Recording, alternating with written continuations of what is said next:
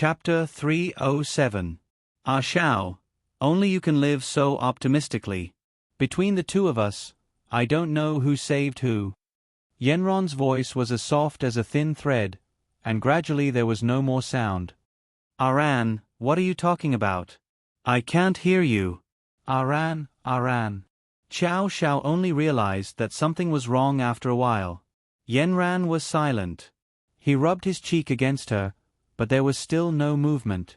Qiao Shao suddenly became nervous and raised his voice. Aran. Everything was silent, except for Qiao Zhao's voice echoing in the cracks of the stone. Qiao Zhao's heart suddenly panicked. He wanted to pat Yenran, but his hands couldn't move at all. He rubbed his face against Yenron's face.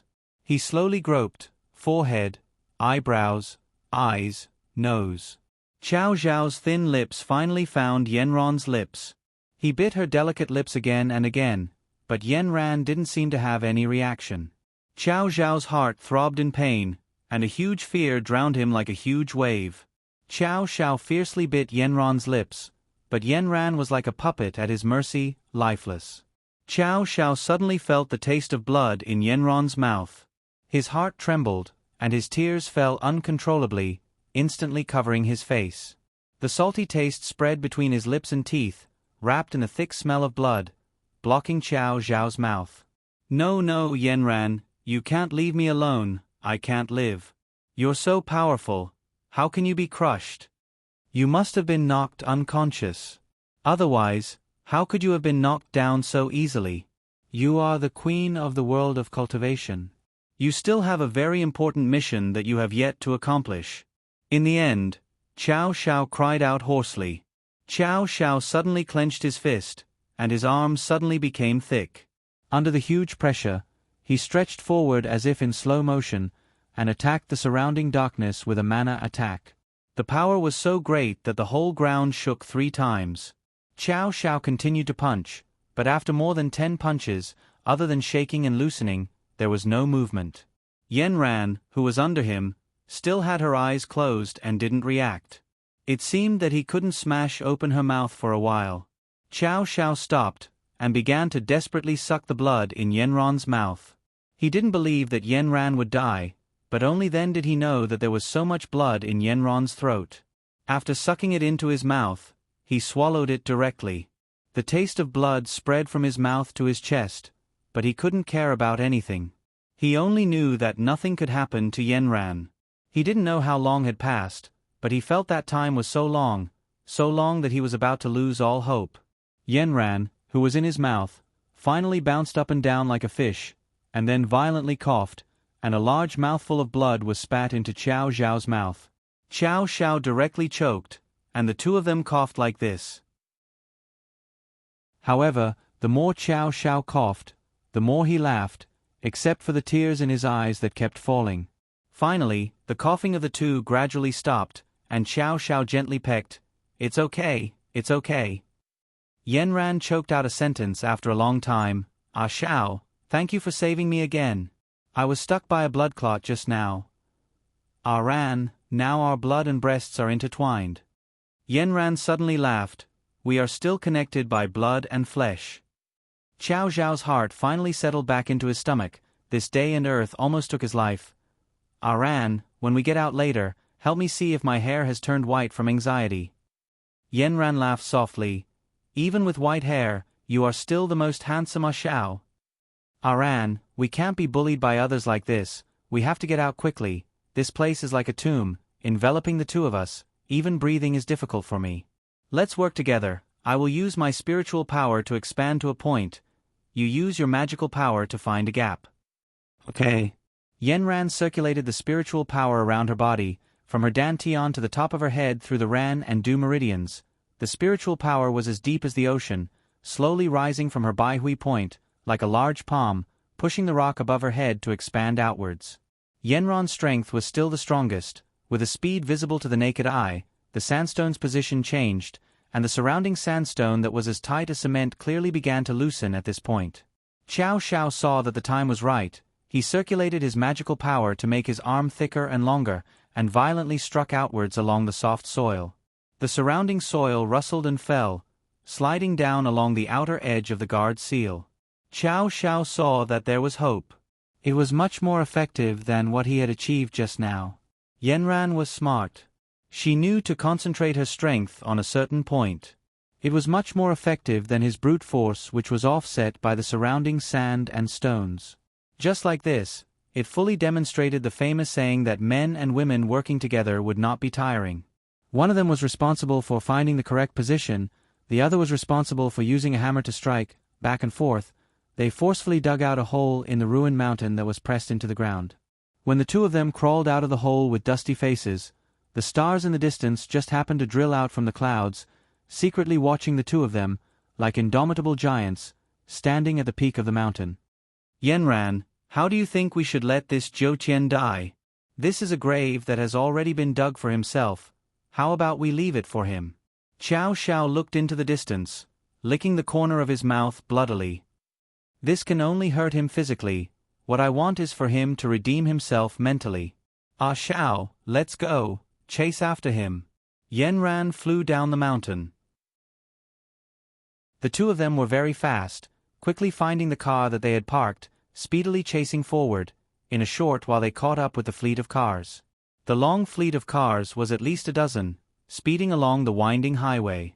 Yanran, do you want to use the combined power of the male and female totems? Yanran smiled slightly. I have the same idea. The two of them took out their totems, only to see the two totems spinning in the air, one emitting a silver light, the other emitting a golden light, rotating in the air to attract each other, gradually fusing into one. At the moment of contact, the golden light shone, like the light of the sun, covering people's eyes. Not good, someone is catching up from behind. Zhou Zhouqian looked back, being stimulated by the light from the two totems. He closed his eyes. His sense of danger was very strong, immediately releasing all the spiritual energy in his body, towards the light. However, the power of the two ancient totems was enough to destroy the heavens and earth. It was unknown when, but the sky had already been filled with dark clouds that looked like fish scales.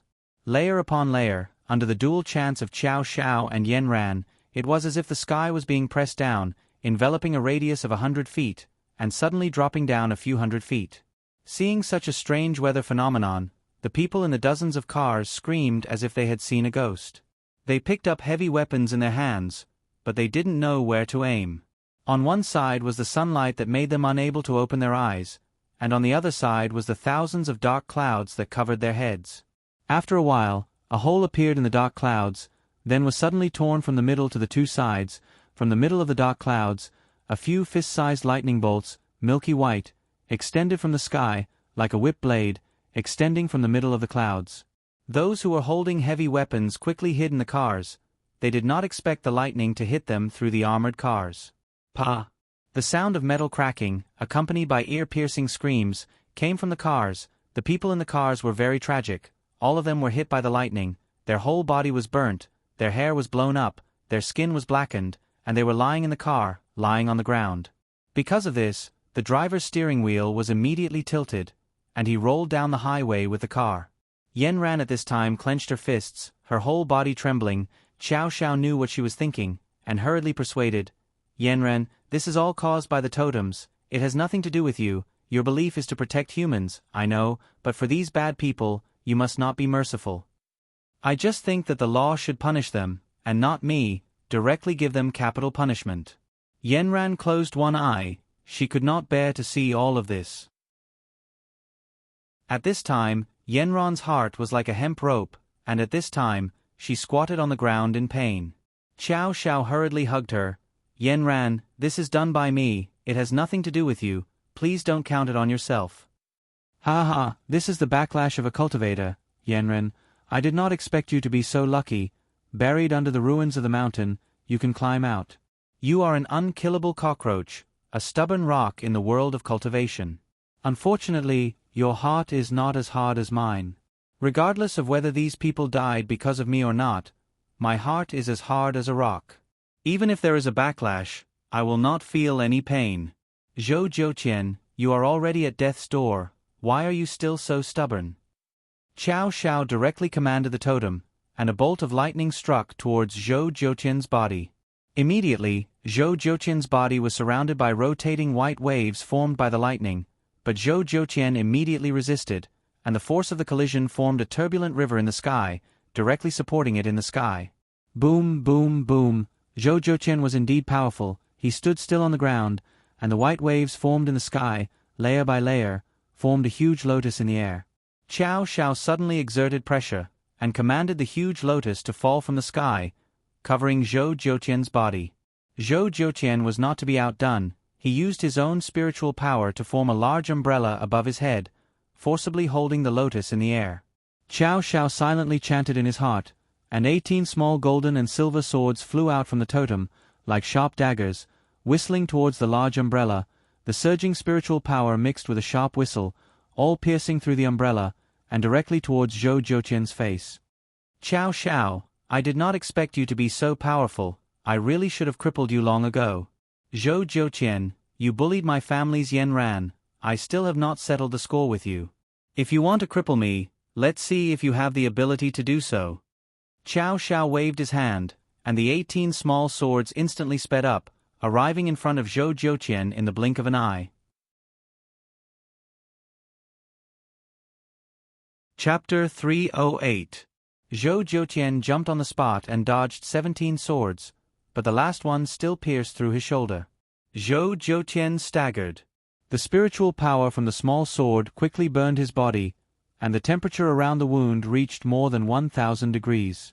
Zhou Zhouqian was indeed a ruthless person. He pulled out the small sword and threw it back at Qiao Xiao.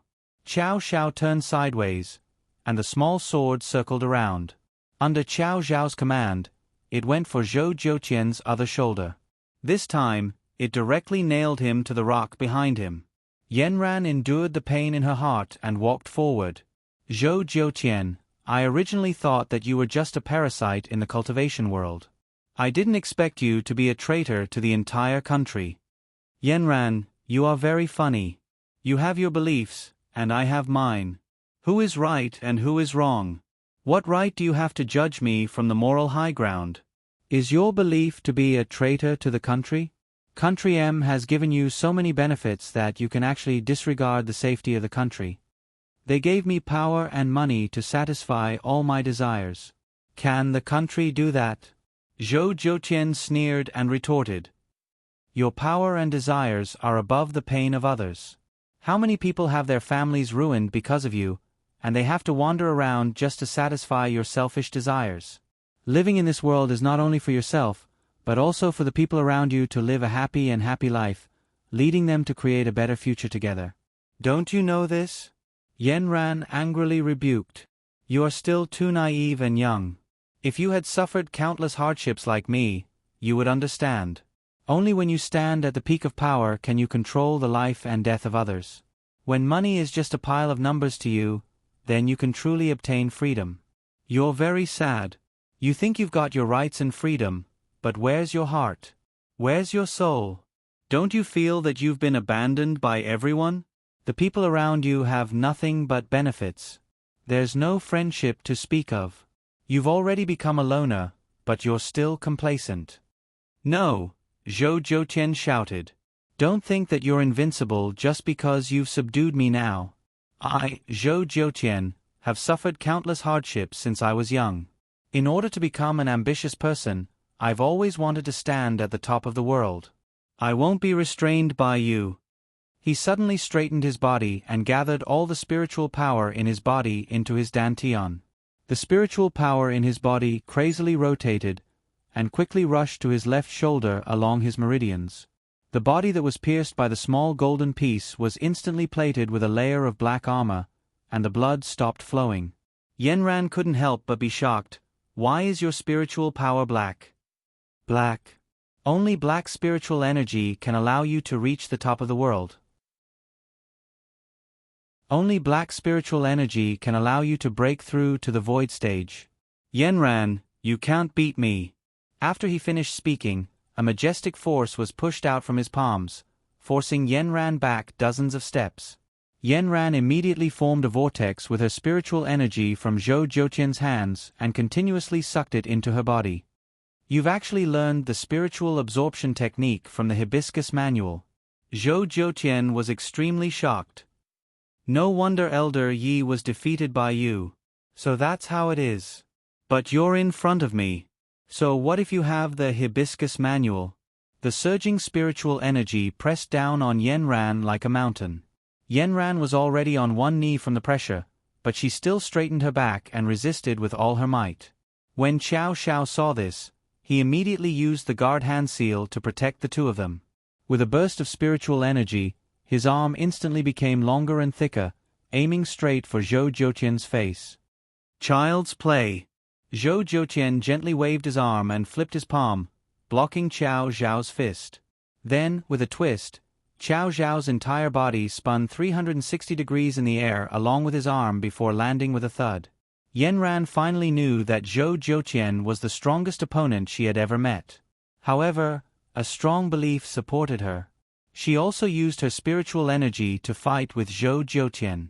The two of them were 10 feet apart, but the spiritual energy in their hands converged and formed two shock waves. When they collided in the air, it was like an electric current. The shock waves formed caused Xiao Xiao to be pushed back another 10 feet. The wind caused by the spiritual energy blew Yanran's hair and clothes back. The feeling of moving without any wind caused Yanran to continuously retreat. Xiao Xiao was extremely anxious. With a thought, he activated the flying fire meteor. Countless meteors flew out from the sky. They fell with a radius of 100 miles, but in the end, they accurately hit Zhou Zhoutian's head. Unfortunately, before they could get close, they were all shattered by Zhou Zhoutian's spiritual energy. Xiao Xiao himself could not dodge in time. If not for the guard hand seal, the meteors would have landed on his head. This move did not work, so he immediately changed his move. He used fire to ride the wind. Before the fire could be attracted, it was blown away by the spiritual energy. Xiao Xiao could only recite the 6th incantation, flying sand and stones. The faint stars in the night sky were instantly covered in a layer of dust. A gray curtain covered the sky above Death Valley and continued to expand. It was as if a black swarm of locusts was swarming over. As it slowly approached, it was as if thunder was rolling. The angry roar caused Zhou Zhoutian to look up. The strange scene in the sky caused his hand to tremble. In this moment of distraction, Yanran commanded the silver sword on the totem to break through Zhou Zhoutian's spiritual energy. The small sword was like a hot knife through butter. It quickly pierced into Zhou Zhoutian's major acupuncture points. Once the acupuncture points were pierced, Zhou Zhoutian could no longer use his spiritual energy. It was as if half of the meridians in his body were locked.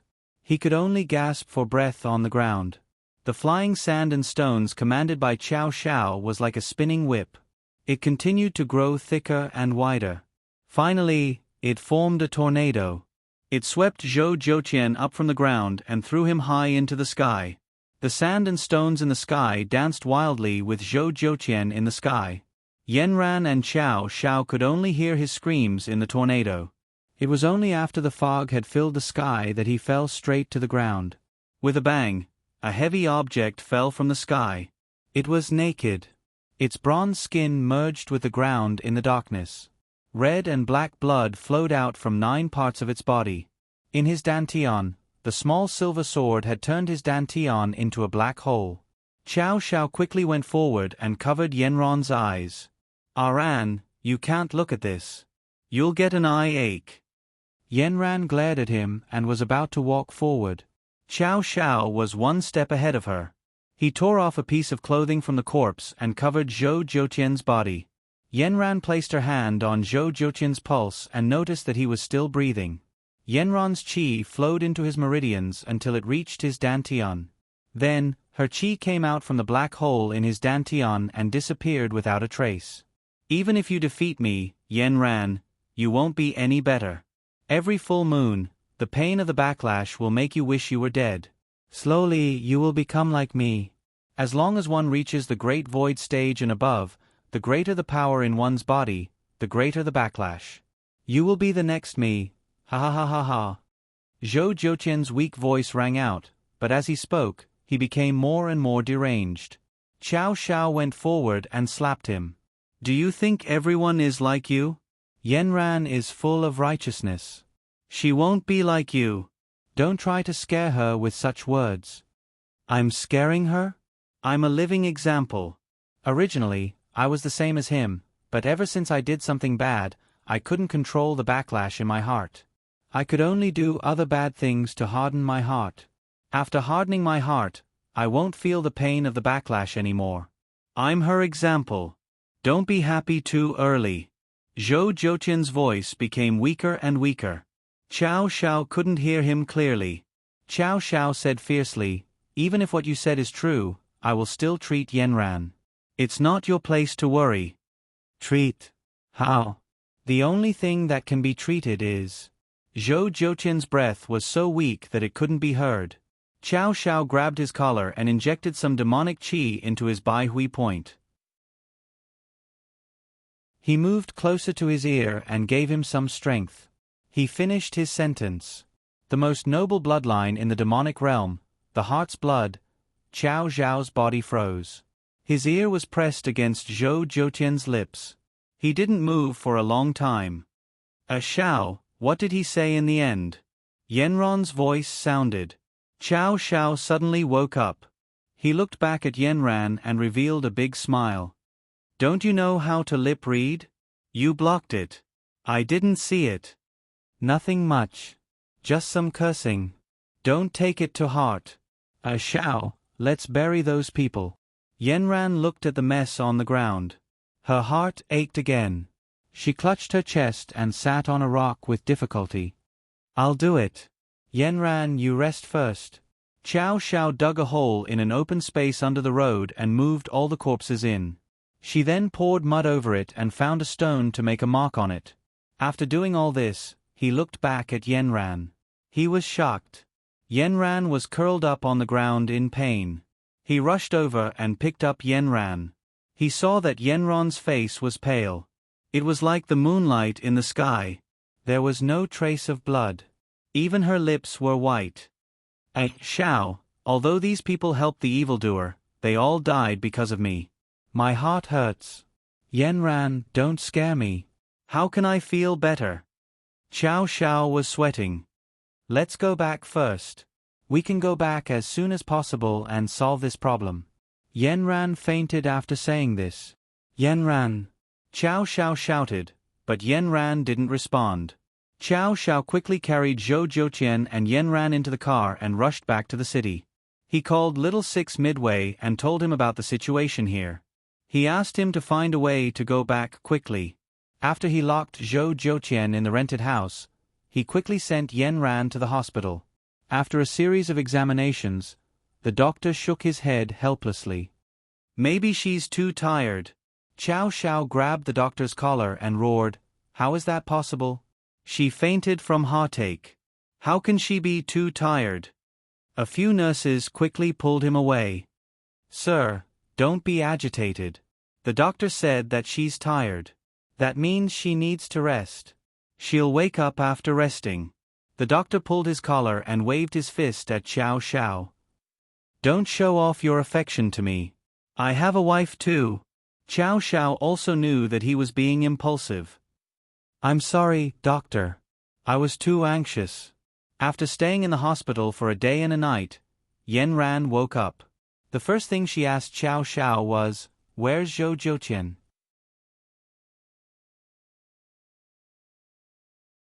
Chapter 309. Then Yenran saw Qiao Zhao's face magnified in front of her. He was full of stubble and his hair was messy. He pursed his lips and said sadly, Why wasn't the first man you asked about me? Yenran looked at Qiao Zhao's appearance and felt warm in her heart. She sat up and hugged him. Xiao, are you jealous? I'm afraid that all my efforts will be in vain. Don't worry, I won't let you down. I've arranged everything. Xiao Lu is watching over them. At the same time, I bought a ticket back to China in 3 days. Yenran finally smiled and said, My Xiao is the most capable. Then, she planted a big kiss on Qiao Zhao's cheek. Aran, are you okay? Does your heart still hurt? I'm fine. It doesn't hurt at all. Look, I'm fine now. Then she got out of bed and stretched her arms up and down. Seeing Yanran's face blushing again, Qiao Zhao's heart was slightly relieved. What Zhou Zhouqian said before made him feel a lingering fear. He didn't know if it was true or not, but he hoped that there would be no more problems. The sky seemed to be clear. Watching the plane gradually leave the airport of a city, it was as if a lifetime had passed. Zhou Zhouqian had also woken up. He was stared at by Xiao Lu and Minister Tian, but he didn't say anything. Winner takes all. Without spiritual power, he was only left with a good appearance. At this time, he could no longer pay attention to Qiao Xiao and Yanran. He needed to pay attention to Minister Tian and the others who looked like they were going to eat him. After more than 10 hours of flight, they finally landed at the airport of North City. Qiao Xiao, Yanran, and Xiao Lu got off the plane with a group of people. When they were about to get on the bus to the airport, a person quickly walked up to them. "Are you Miss Yanran?" "I am." "Miss Yanran, I'm a staff member of the National Police Bureau. Your real name complaint letter has attracted the attention of the country's top leaders.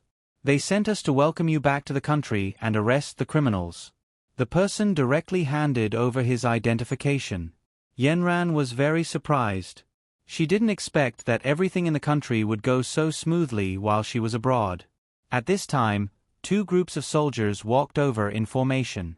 Their steps were firm and powerful. They walked with the demeanor of a soldier who had walked through sweat and fire. They were full of heroic spirit.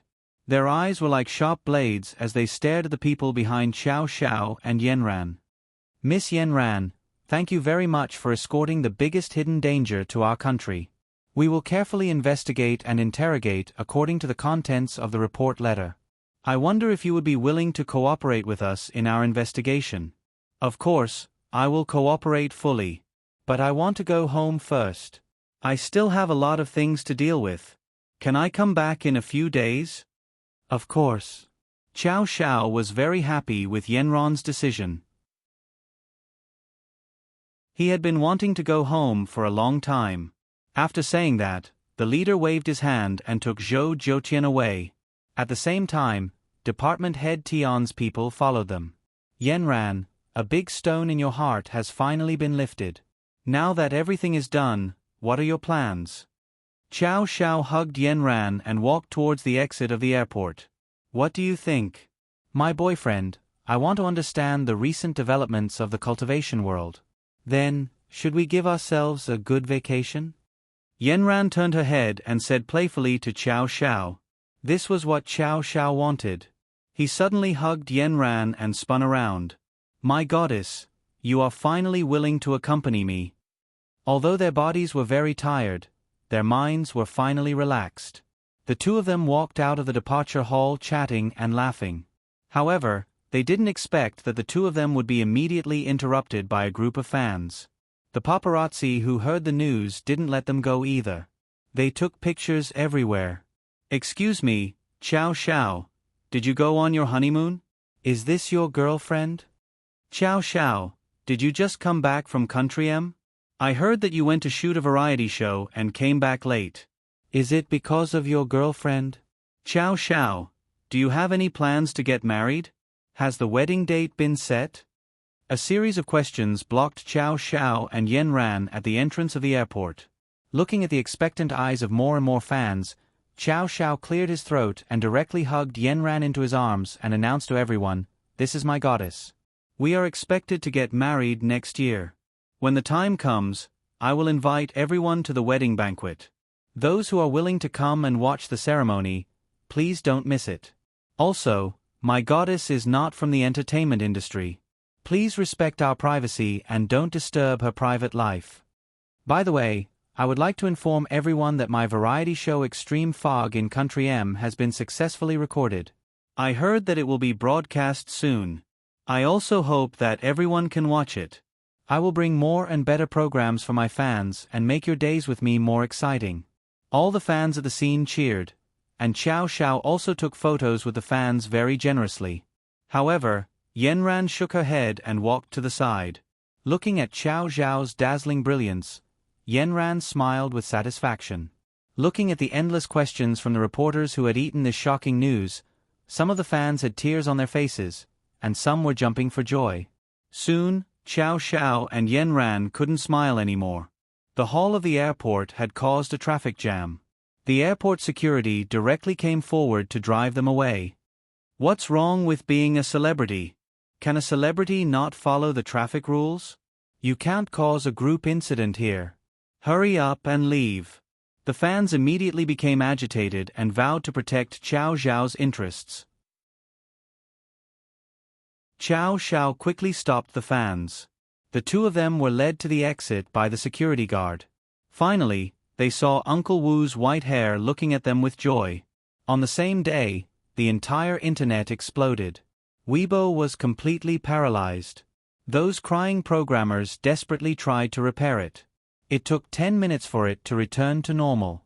The top 5 searches on Weibo were Hashtag Xiao Xiao announces his relationship, Hashtag Xiao Xiao announces his wedding at the annual celebration, Hashtag Xiao Xiao's goddess is not in the entertainment circle, Hashtag Xiao Xiao's extreme fog variety show will be broadcast, Hashtag Xiao Xiao loves goddess so much. Hope everyone can protect her privacy, Hashtag overwhelming comments on the internet and photos of the airport flooded out.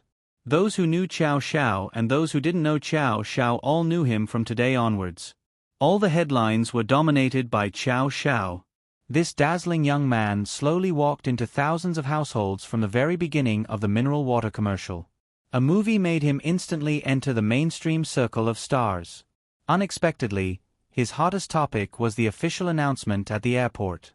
No one knew that his fan base had already grown so large, and he had a great influence on the internet. Wild Summer. Who is this Xiao Xiao? He's so handsome. How can an official announcement of his relationship be so sensational? Mu Xianfeng. Look at his happy smile and his cold goddess beside him. I'm jealous. Stay up until morning. Brother Qiao finally has someone to warm his bed. What about my harem? My family's cloth shop. Brother Qiao, don't you love me anymore? You gave all your love to that cold girl. I've been squatting on the ground and drawing circles for 24 hours. Come and save me. The netizens were still very powerful. Although Xiao Xiao said that he wanted to protect Yenron's privacy, Yenron's information was soon dug out. Fantasy Westward Journey. The two of them were actually classmates in high school. Brother Qiao, you've been chasing after her for so many years. Brother Qiao, you're too southern. Hua Pang Pang. This girl looks very cold at first glance. Did our brother Qiao melt her with his enthusiasm? I'm so envious. My personality has to change for Xiao Xiao. I also want to learn to be a cold queen. But the two of them really match when they stand together. They're a natural couple. Along the way, Xiao Xiao's phone didn't stop ringing. Zhang Deong was the first. Brother Qiao, you should have told us in advance when you announced your marriage. We didn't even prepare a press release. Have you been blinded by love and completely forgotten that you still have Star Entertainment? Big Yang, aren't I thinking for you? I've already announced it. Why do you still need to write a press release? See if there are any negative comments on the internet. Get rid of them all. Also, tell Jing Shu to be careful of the fans' riots. Write a few more articles on the internet to appease them. Also, pay attention to whether there are people coming to expose Yen Ran. This society is a bit messy. The information on the internet can't be removed. Don't let them disturb Yen Ran's life. Director, actor, professor, one phone call after another. After Xiao Xiao answered all of them with a smile, the two arrived home. Only then did Yen Ran have the time to question him. Who promised you to get married next year? Why did you announce it directly? Xiao Xiao's eyes were a bit fluttering, but he thought that he had already obtained the consent of Yenron's parents. He straightened his back. Ran, if you don't marry me, who are you going to marry? You see, we're like this. Our relationship is so good. I'm so capable. I can go to the hall, the kitchen, the devil, and the big bed. Where can you find such a good man like me? Yenran pointed a finger at his forehead. You only know how to talk. You can rest assured. I'll arrange everything. You just need to be at ease and wait to be a bride. Yen-ran didn't say anything more. Indeed, this playboy had already entered her heart. The two of them had gone through so many life and death situations, and their fates were tied together. In this life, it was only him. No one else could enter her heart. Xiao Xiao looked at Yenron's charming face under the light and didn't say any more objections. His nervous heart finally relaxed. It seemed that he had made the right move today. His crown princess had finally been recognized by the whole world. The following days finally returned to peace. Yen-ran went to the cultivation world, preparing to wrap up the matter of Zhou Jiutian. At the same time, she received a call from the National Bureau, asking her to go to the northern city to make a statement. Xiao Xiao also returned to campus and continued his studies. Xiao Xiao became more and more famous on campus. His fans often came to the computer science department to look for him. There were often people who pretended to be Yen-ran to attract his attention. However, other than Yen-ran, Xiao Xiao's heart was in his laboratory. This was because Yen-ran gave him a strict order. If he wanted to marry her, he had to pay off his debt to Uncle Wu first. In fact, when Xiao Xiao was in the entertainment industry, he had already paid off Uncle Wu's initial funds. However, he also knew that if he wanted to be worthy of this queen of the cultivation world, he needed to work harder.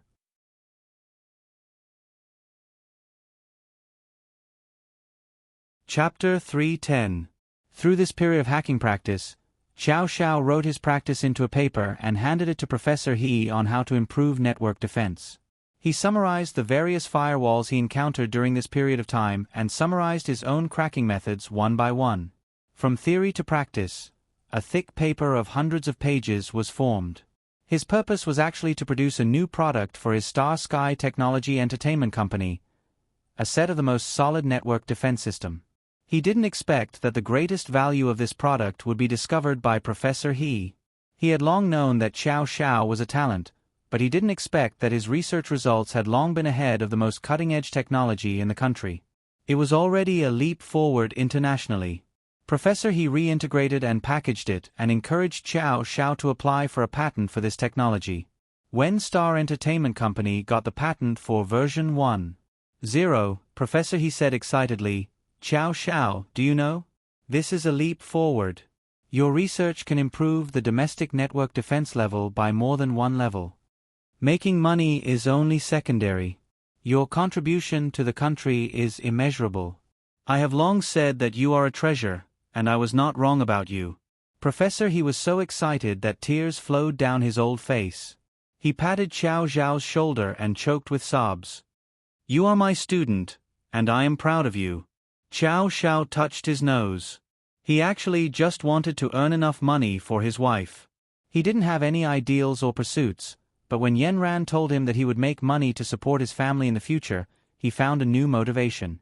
He sometimes thought about what Yen-ran said to him. Living in a big house with their children running all over the floor, he could wake up laughing. And Yen-ran told him that raising children was very expensive, so his biggest task now was to make money to support his family. He was still further refining his product with Professor He and a group of students in the laboratory. Version 1.0 had been successful, and now they were trying to innovate version 2.0. His variety show, Extreme Mist, was said to be officially broadcast in a month. Yen-ran had been gone for more than 2 months. When she came back, it would be almost time for the wedding. Everything was going very smoothly. Xiao Xiao's vision of a beautiful life was about to arrive. And the moon was particularly round today. This was a day that Xiao Xiao would never forget. December 15th of the lunar calendar. "Ah Xiao, I'm going back to Nanchuan in the afternoon. Are you going to pick me up from the airport?" Yen-ran sent a voice message. Her voice was soft and sweet, like a silkworm about to be spun out of its cocoon. Although the two of them video called each other every day, when Xiao Xiao heard that Yen-ran was finally coming back, the little rabbit that originally lived in his heart jumped with joy. He waved to the group of brothers in the laboratory and quickly ran home. He cleaned himself up inside and out and chose his favorite casual cotton-padded clothes. Inside, he wore a light beige pullover sweater with a high collar. The fur on the cotton-padded clothes made his sharp face look like a little fox with a good bloodline. But when he went out of the door, he remembered that he was now too recognizable. If he went out with such an angered face, he would be surrounded.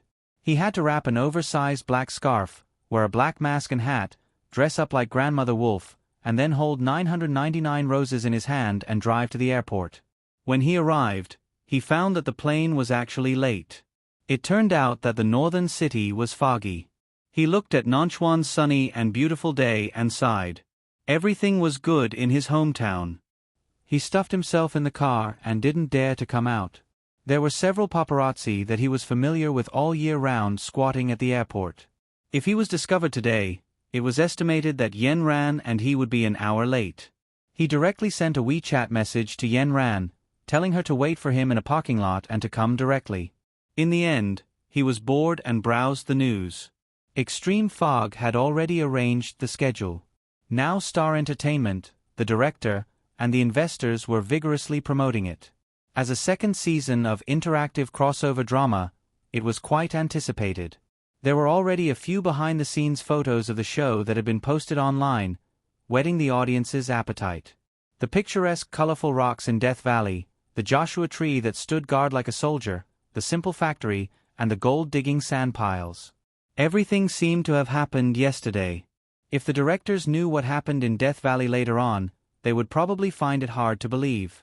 Chow Xiao flipped through the comments on the internet.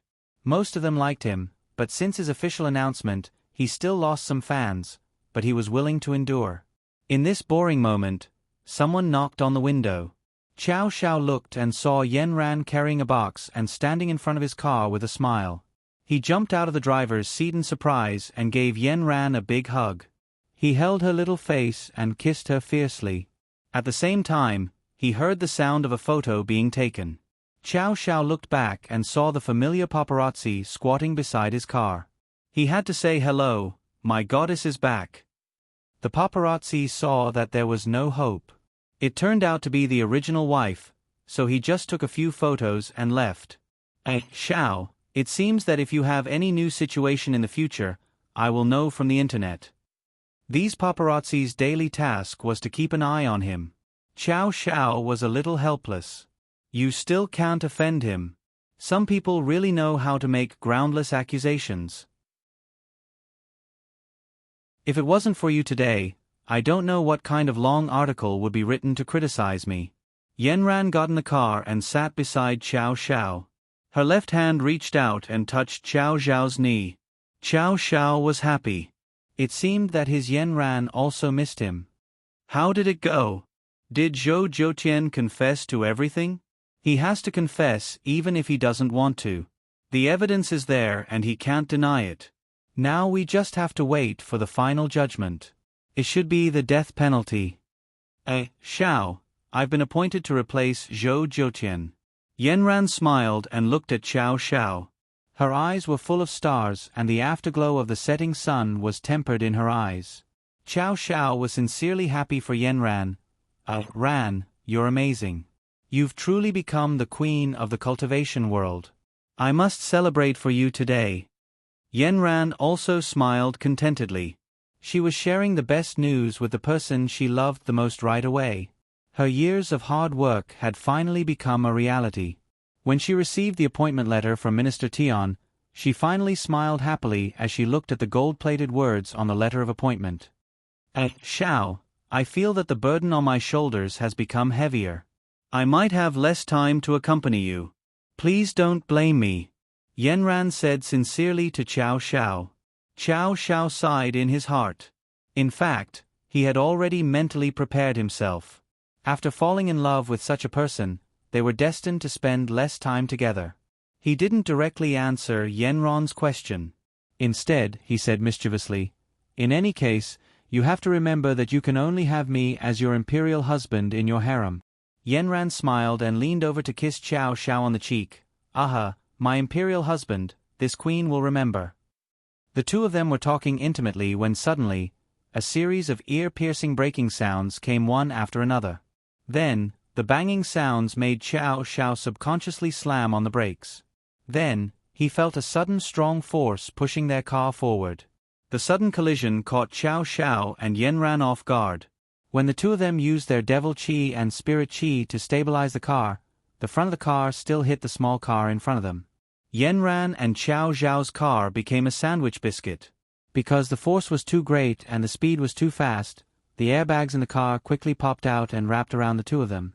Xiao Xiao quickly made a guard seal to protect him and Yanran.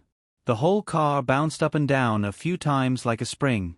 The moment it landed heavily, a heavy object fell from the sky and smashed into the front windshield. A face full of fear enlarged in front of the two of them. Then, the whole face slammed into the windshield without any warning. Blood spurted out from the facial orifices, and the eyes that died with grievances protruded out. The front windshield was immediately smashed open and blood spread out in all directions along with the cracks. Xiao Xiao and Yanran were suddenly hit by this sudden impact. They subconsciously stretched out their hands to block in front of their eyes and closed their eyes, as if they wanted to return everything to its original state. After a while, Xiao Xiao came to his senses. He immediately realized that there had been a huge traffic accident and they had unfortunately encountered it. He looked around and it seemed that all the cars were the same. Yanran, I'll go down and check the situation. As he unfastened his seat belt and was about to get out of the airbag, he looked back at Yanran and was startled. He saw Yanran clutching her chest desperately. Her face was pale and her lips were bloodless. Her eyes were lifeless as she looked at the face on the windshield. Big drops of cold sweat flowed down her forehead. At this time, her whole body was trembling. Her hands were clenched in front of her chest, and her nails dug into her flesh, drawing traces of blood. Yanran, what's wrong with you? Did something happen? Yanran stiffly turned her neck to Xiao Xiao expressionlessly. Ah Xiao, my heart hurts. Then she clenched her hands into fists and hit her chest with all her might. Xiao Xiao quickly pulled her hands down, but Yanran was strangely strong. She grabbed his hands and continued to hit her chest. Xiao Xiao immediately unfastened Yanran's seat belt and carried her to the back seat. Then he saw Yanran immediately curl up like a hedgehog. Her hands continued to hit her chest crazily as she gasped for breath. Xiao Xiao hugged her in his arms, trying to comfort her, but it was useless. She was in so much pain that she rolled around in Xiao Xiao's arms. Her legs kept kicking, and her hands desperately pulled at the clothes on her chest. She tore them apart without caring about anything. In the end, she used her nails to desperately scratch her chest. Soon, she scratched her chest with all her might. Aran, what happened? Xiao Xiao anxiously grabbed Yanran's hands and shouted. I'm in pain, Ah Xiao. My chest hurts. Something is gnawing at my heart.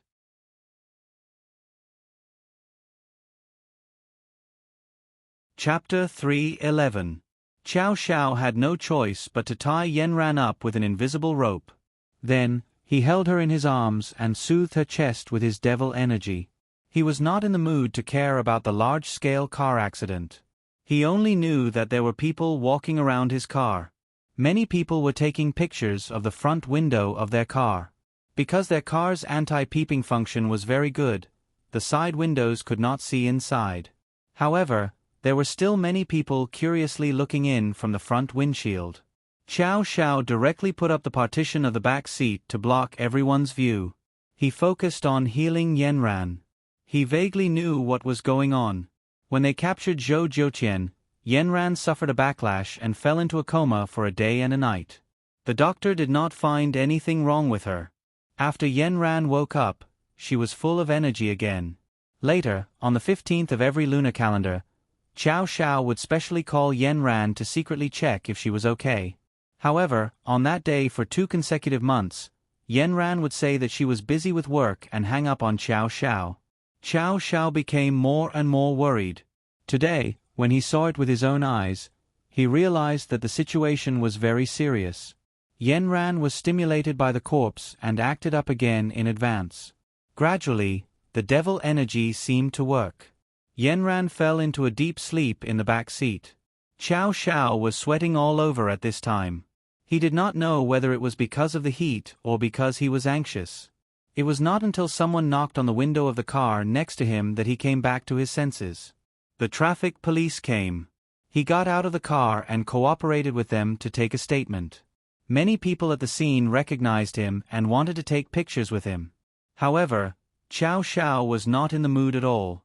He politely refused and said that he still had a patient to take care of in the car. Then, he returned to the car. From the police, he learned that the traffic accident was very serious. It was caused by an overloaded truck. The goods on the truck poured down and hit the car next to it. The car was caught off guard. As a result, the driver was a greenhorn. He wanted to step on the brake, but he stepped on the gas pedal instead. The speed was directly increased to 300 kilometers per hour.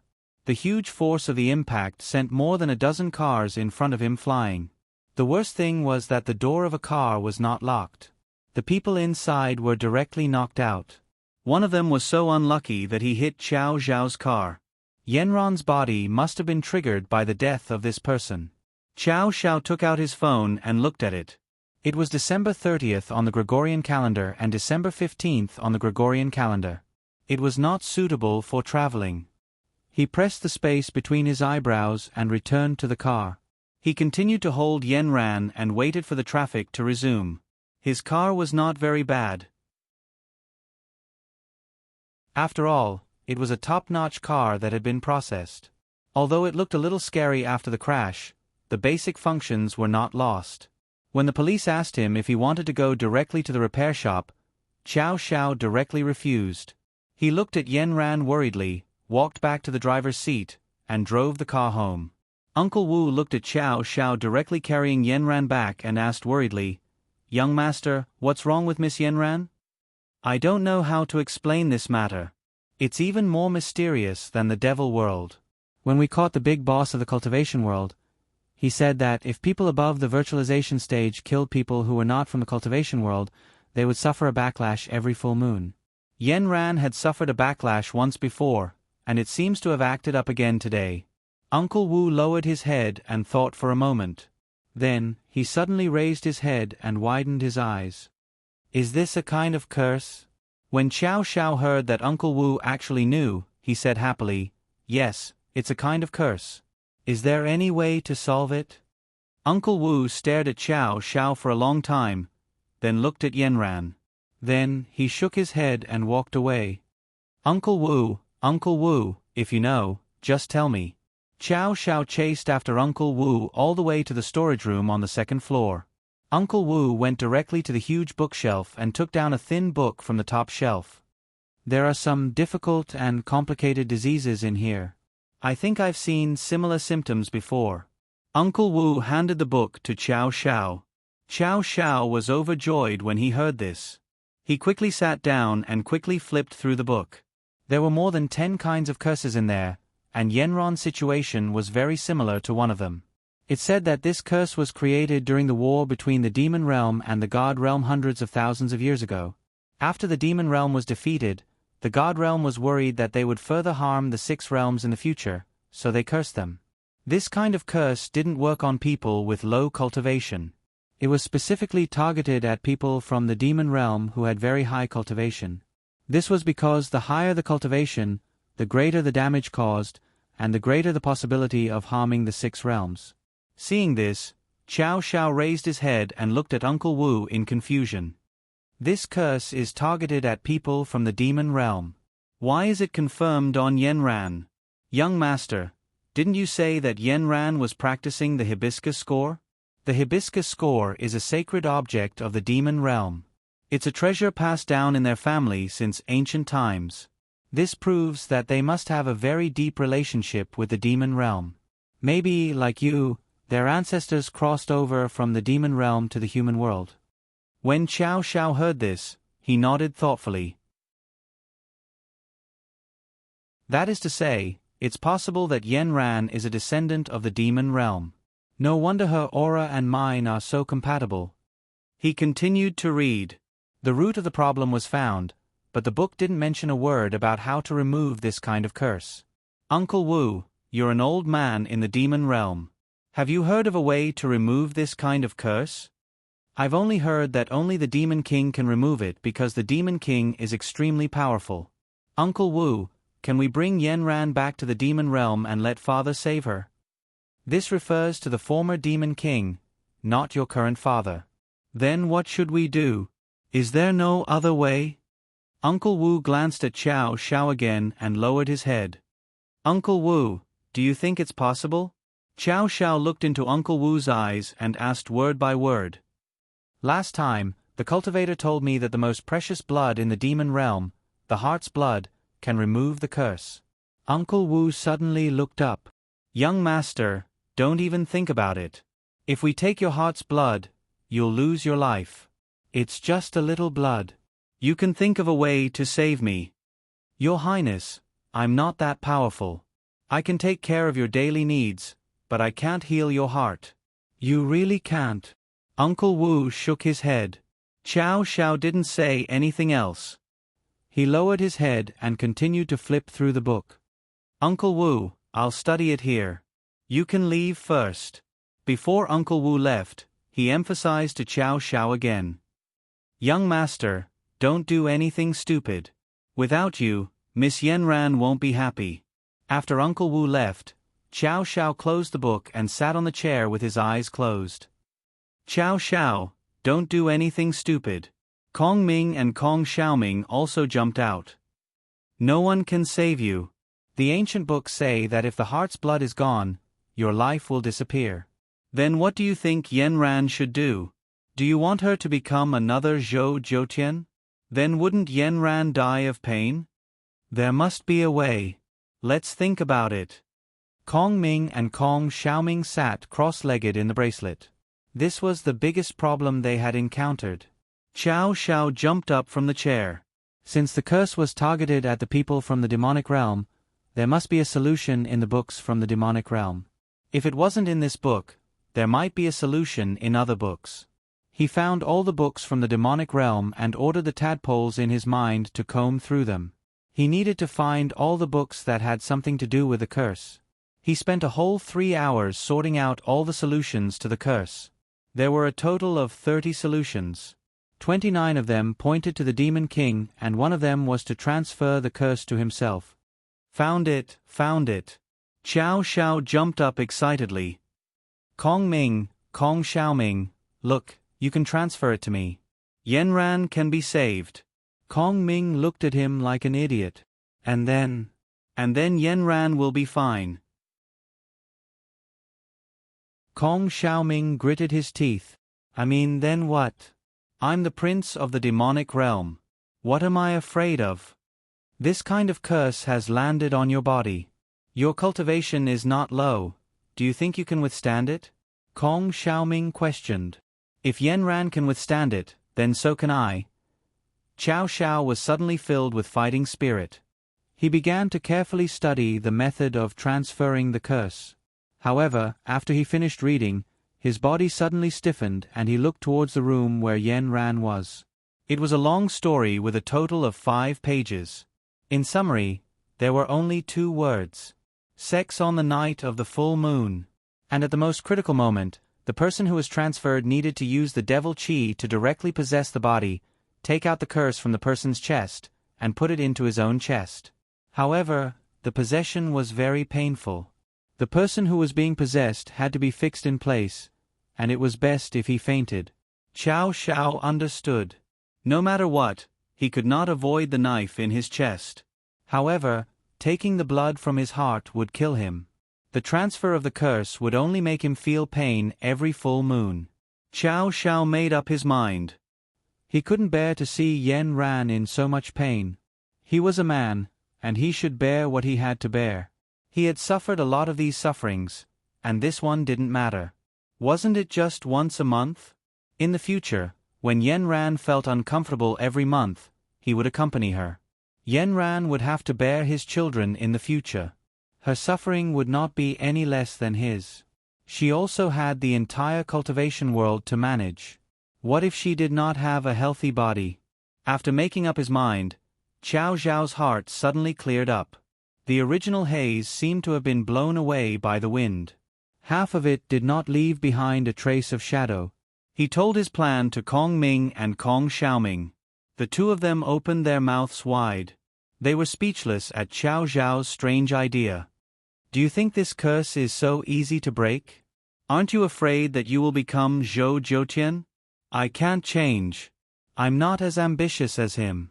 This matter is settled. None of you can stop me. Kong Ming and Kong Xiaoming were really anxious. Xiao Xiao ignored their advice and insisted on doing such a dangerous thing.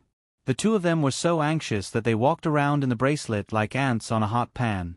After making up his mind, Xiao Xiao began to make preparations. Today was not only the day he was going to transfer the curse, but also the most important day of his and Yanron's life.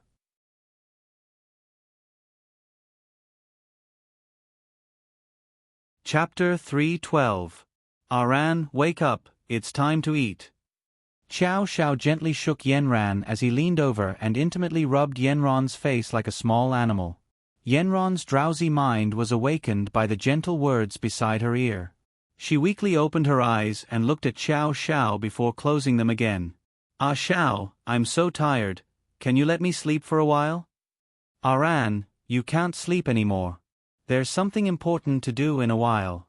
Get up and eat something first. Xiao Xiao directly lifted Yanran's upper body.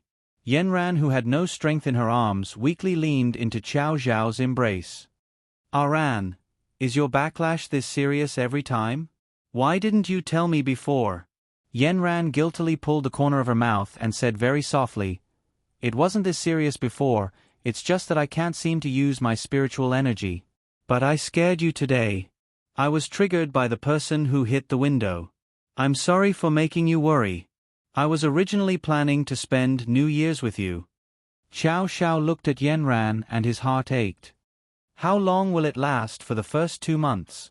It will hurt for a few hours, but it'll be fine the next day after sleeping. Xiao Xiao hugged her with heartache. I wasn't by your side. How did you get through it? It's okay, Ah Xiao. I did something wrong. I should be punished. Nonsense, are those bad people worth being punished with? Don't take responsibility for yourself. Xiao Xiao picked up the porridge by the bed and fed it to Yanran. Yanran only ate half a bowl of porridge before shaking her head and not eating anymore.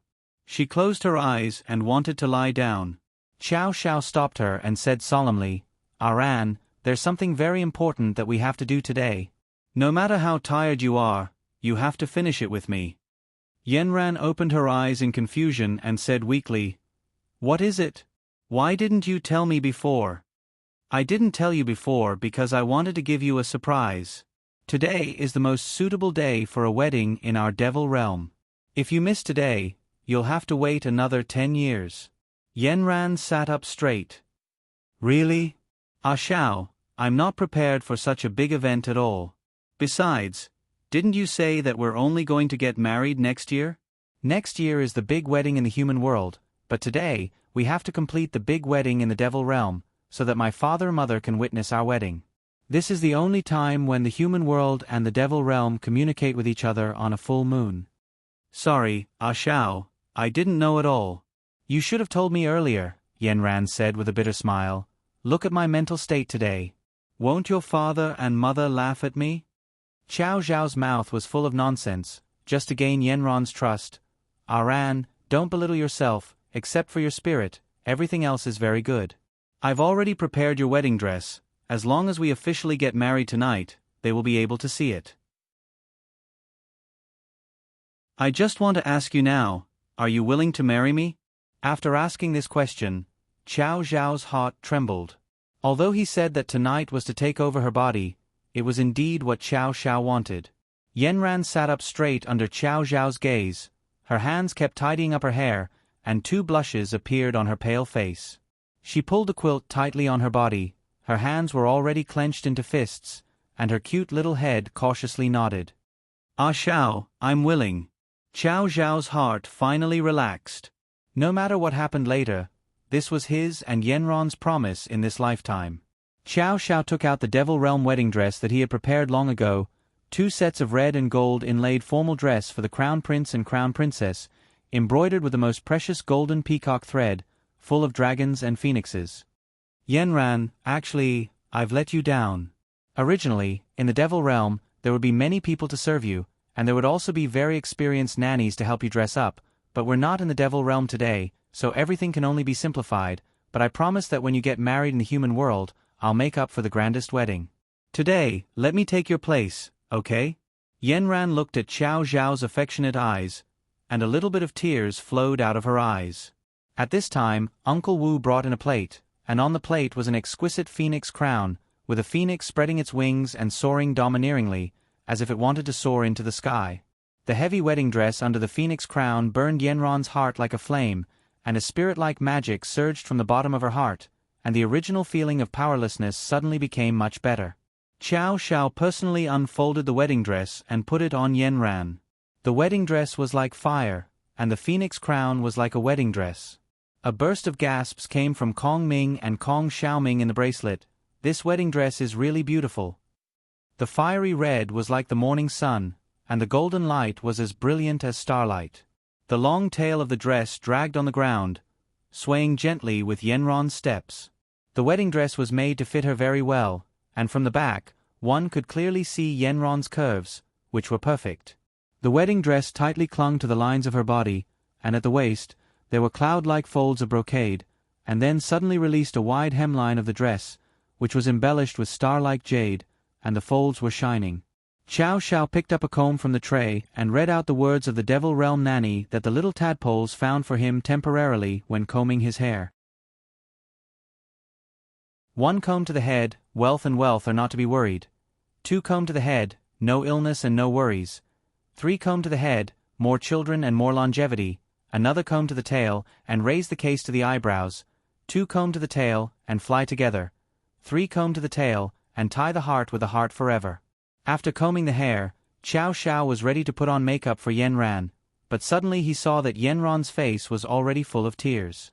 Xiao Xiao was anxious and immediately squatted in front of her. Yenran, are you feeling wronged? I know that I didn't prepare enough. I didn't invite your parents, and no one else came to take care of you.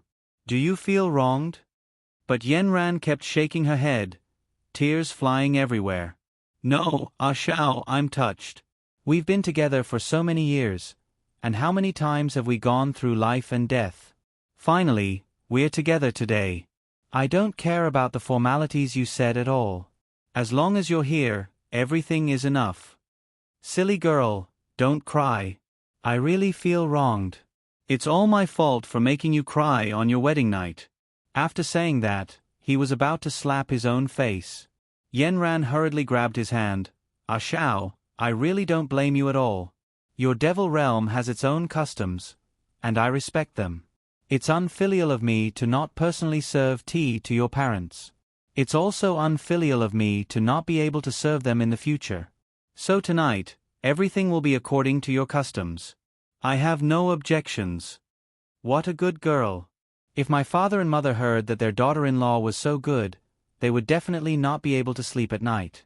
Xiao Xiao wiped away Yenron's tears and helped her draw a bright and moving dress.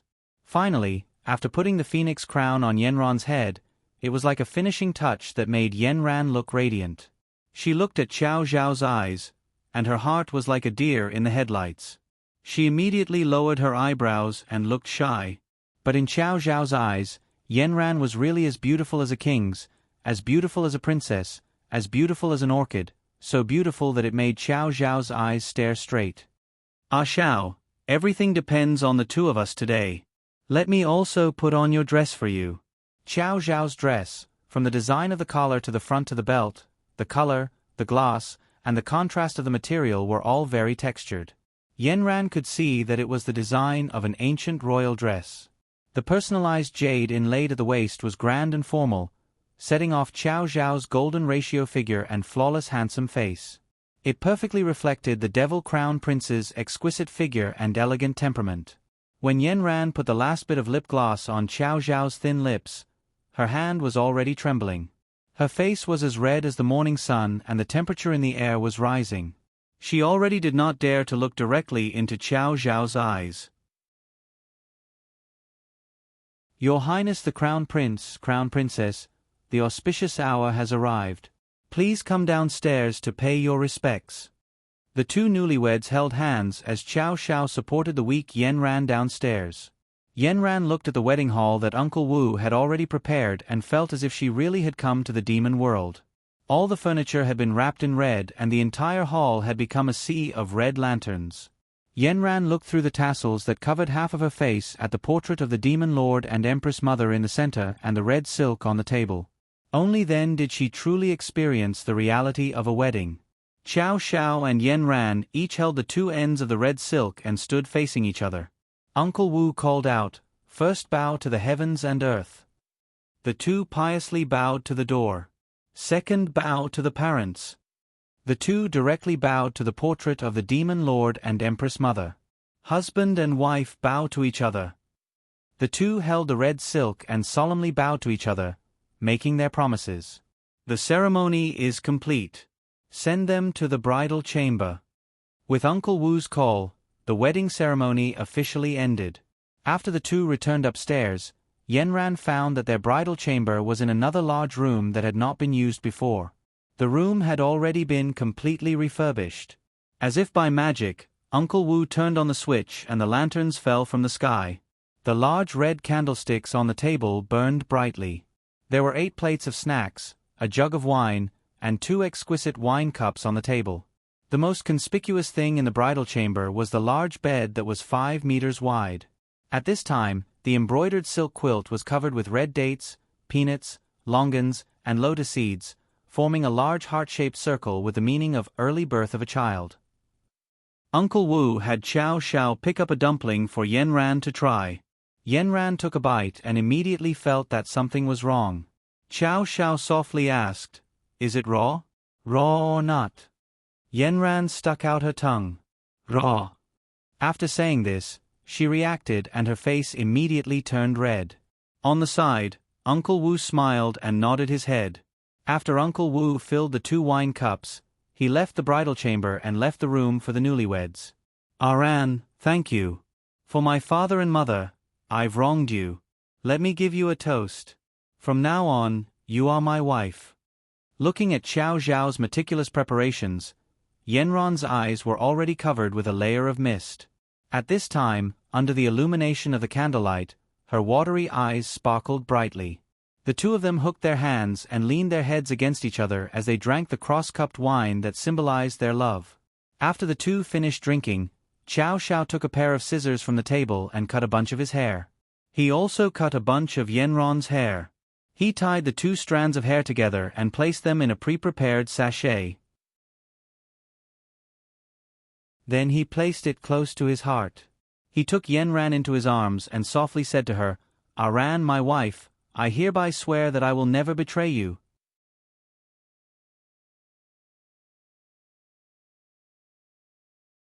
Chapter 313. The atmosphere became more and more lively, and the temperature in the room inexplicably rose. Yenran was immersed in Chow Zhao's solemn vow of undying love, and her heart was agitated. Chow Chow raised the corner of his mouth into a happy arc. He asked Yenran softly and affectionately, "May I kiss the bride now?" Yenran's heart was beating like a drum. She was already a little dizzy, but now she was even more dizzy. She raised her head and looked at Chow Chow with a blushing face, and let out a soft sound from her nose. Then, Chow Zhao's enthusiasm overwhelmed her. Unlike his usual forbearance, Chow Chow was so impatient that Yenran really couldn't handle it. At this time, he impudently pried open Yenran's lips. This was only the first step of his conquest. Yenran anxiously wanted to stop Chow Chow. Oh, my head ornament, my dress." However, Chow Zhao's mouth didn't stop moving. He gently picked up the head ornament with both hands and placed it on the table next to him. As for the dress, Chow Chow wasn't so polite. With a rough tug on both sides, the beautiful and lustrous dress made of precious pearl silk was instantly destroyed. This was a piece of fabric that required 1.2 million strands of spider silk. As for the exquisite jade on the belt, Chow Chow didn't care about it at all. Only clanking sounds could be heard as it rolled on the ground. "Chow Chow, slow down. I'm a little hypoxic." Yenran staggered and fell to the side of the bed. Xiao Xiao immediately stopped and helped her lie down on the bed. Aran, do you still feel very weak? Can I be a little gentler? Yanran was finally able to catch her breath. She was indeed a little exhausted. Although the severe pain had mostly subsided, the faint after-effects were still constantly eroding her heart. She glanced out the window. The round moon was like a pool of spring water hanging in the night sky. On such a beautiful night with a full moon, how could she actually drop the chain? I'm sorry, Ah Xiao. Maybe you're a little slower. I can't take it anymore. Aran, I was too excited just now. We've known each other for 7 years, but I've been an ascetic monk for 7 years. So at that moment, you can officially marry me. You don't know how excited I was. I'll definitely be gentler later. If you feel uncomfortable, you have to tell me. Xiao Xiao gently licked her lips, restraining and enduring. Yanran looked at such a good Xiao Xiao and felt a burst of sourness in her heart. Happiness spread throughout her body. She adjusted the little bit of spiritual energy in her body from her dantian and circulated it around her body. Finally, she felt a little better. Then she hooked her hands around Xiao Xiao's neck and took the initiative to welcome him. Ah Xiao, I'm much better. I want you to love me. The words love me ignited all the sparks in their hearts, from their limbs and bones all the way to the surface of their bodies. Their skin felt as if it was on fire, and every part of their bodies became extremely sensitive. Xiao Xiao's entire body's devil chi soared. He also wanted to control it, but Yanran's initiative completely shattered all his restraint. Xiao Xiao couldn't help but set off a monstrous wave in this bridal room filled with lanterns. Xiao Xiao himself didn't know that his originally casual cries had gradually turned into the low growls of a wild beast seeking pleasure. It was a kind of pleasure, a manifestation of the beast in his body. His Yanran was really too tempting. He had already missed her for a long time when he had only had a shallow taste of her in the past. On this big wedding night, the sumptuous feast had really fed Xiao Xiao until her belly was round and her waist was round. And Xiao Xiao was proud in his heart. Not only did he become a beast, but he also made Yanran a little crazy. Yanran bit his shoulder, and her 10 fingers scratched his body desperately. In just a moment, a bloody mark covered his chest and back, and there was a faint tendency to go down. The bite mark on his shoulder was very deep, and it began to ooze blood. And this didn't make Xiao Xiao feel uncomfortable. On the contrary, it brought him a greater stimulation. Xiao Xiao felt pain and pleasure at this time. This was the ultimate pleasure that his beloved Yanran could bring to him. It was also the medal that made him a real man. And after an unknown period of time, Yanran's boat finally climbed a huge wave, and fell directly from the top of the wave into the sea, completely capsizing. And Xiao Xiao looked at Yanran, who had already fainted, and he was a little worried. But he still remembered that he had a most important mission tonight, and that was the possession curse. At the most critical moment, Xiao Xiao released an invisible rope, and tied Yanran's hands and feet tightly. Then he took out the dagger that he had already prepared, and then according to the teaching in the book, he chanted the incantation, and used his hand to form a claw, and placed it on Yanran's heart. Xiao Xiao chanted the incantation, and continuously released it into the air, like golden characters. After enveloping Yanran's whole body, Xiao Xiao's hand went to Yanran's heart. After a while, the incantation took effect. At any time, Xiao Xiao's magic increased. Yanran, who had already fainted, still felt discomfort in her body, especially the bone-piercing pain in her chest. Before her brain could react, her body had already started to twist and turn. She tried to break free from the restraint of the rope. Xiao Xiao hardened his heart and closed his eyes, no longer paying attention to Yanran's struggle. He increased the strength of his palm, and directly sucked out the layers of black gas surrounded by the golden characters. It was black and sticky, and clung to each character like sludge. Xiao Xiao's palms were suspended in the air, and his 2 hands were already full of characters in his palms. He retracted his 2 palms, and his palms faced each other, so that all the characters desperately squeezed into a ball. He used his left hand to drag this black and shiny ball, and his right hand picked up the dagger and cut his heart. Then he chanted another string of incantations, and the characters in his left hand were transported to the wound. This mass of sludge, as if summoned, turned into strands of black and golden threads, and drilled into Qiao Zhao's heart.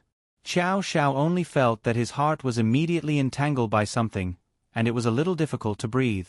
His heart, which was originally beating rhythmically, became sluggish at this time. No wonder Yanran was in so much pain. Even he, the crown prince of the devil world, could not bear it. This cycle repeated, and after about a dozen rounds of possession, the black sludge in Yanran's body was finally cleared. As the last sludge was transported into his body, Qiao Zhao fiercely shook off the sweat on his head, and the power that he had been holding back for a long time finally broke out, and with it came a bloody hole that was constantly spewing out of his chest. Qiao Zhao felt dizzy, and before he could pull up the quilt to cover the two of them, he directly fell on Yanran's body, and then fainted. Uncle Wu, Uncle Wu. Early the next morning, Yanran rushed downstairs in a panic, and was completely different from her usual calmness. She only had time to put on a nightgown, and weakly fastened the belt before rushing downstairs. Her face had recovered some color, but at this time, her lips were trembling, and her eyes were filled with panic. Uncle Wu jumped in fright when he saw this. "Crown Princess, what happened?" "Uncle Wu, Qiao Zhao fainted, and there is a bloody hole in his chest." When Uncle Wu heard this, he knew it was not good. He quickly rushed upstairs and saw Qiao Zhao lying on the bed on his back, covered with a thin quilt, and the quilt was already stained red with blood.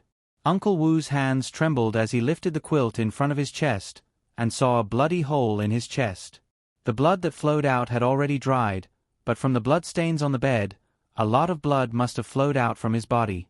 Uncle Wu fainted and sat on the ground, and then he started to hug Qiao Zhao's body and cried, "Your Highness Crown Prince, why are you so stupid? I told you not to do this. If you do this, you will harm yourself, and harm her for the rest of her life." Yanran, who had followed in, saw Uncle Wu like this and was extremely flustered. "Uncle Wu, what is going on? Why is it like this?" Uncle Wu wailed by the bed for a long time. He felt Qiao Zhao's pulse, and there was still a weak pulse.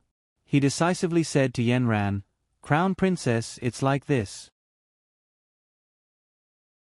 Young master saw you in pain from the backlash, and he could not endure it, so last night, he suddenly thought of the idea of marrying you. I originally thought that he wanted to marry you, but I didn't expect that he would use the marriage to use his own heart's blood to save you. I told him not to do this, he would not be able to keep his little life, but I didn't think that he would still insist on doing this. There is no other way now. I have to take him back to the Mo world to see if the Mo monarch has a way to save him. Crown Princess, I cannot take care of you for now, you have to take care of yourself." Yanran was stunned by all of this. Only now did she know that Qiao Zhao had tried to save her last night. While she was in a daze, she saw Uncle Wu quickly help Qiao Zhao put on his clothes. Then he displayed strength that an old man over 50 years old should not have and carried Qiao Zhao on his back, quickly running to the library on the second floor. Yanran could not do anything and could only follow unconsciously. She saw Uncle Wu place Qiao Zhao on the sofa and take out a book from the top shelf. He quickly flipped to a page and then imitated the hand seals formed in the book as he chanted. A string of the Mo world's secret language that Yanran did not understand came out of Uncle Wu's mouth. He chanted for a full 10 minutes like he was chanting a sutra. The air finally rippled like water and formed a transportation door in front of Uncle Wu and Qiao Zhao. Uncle Wu directly picked up Qiao Zhao and stepped in with one leg.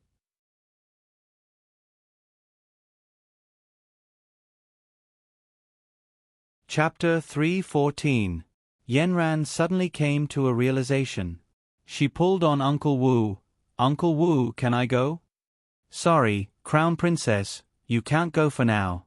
You haven't received the authorization to enter the demon world.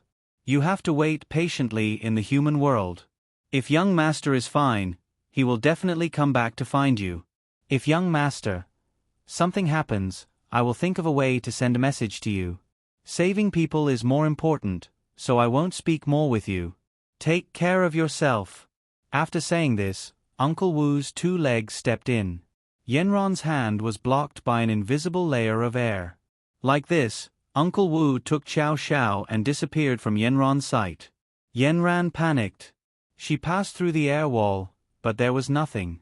She was still running around the study. After a while, her entire body was covered in sweat. She picked up Uncle Wu's book and began to imitate Uncle Wu's hand seals. Then, she began to read a long passage of scripture according to the book in a cryptic manner. But there were many words she did not recognize. Yenran stumbled as she read and was always interrupted. She started from the beginning again and again, but she made mistakes after reading a few sentences. When she finally finished reading the first page, she started to read the second page.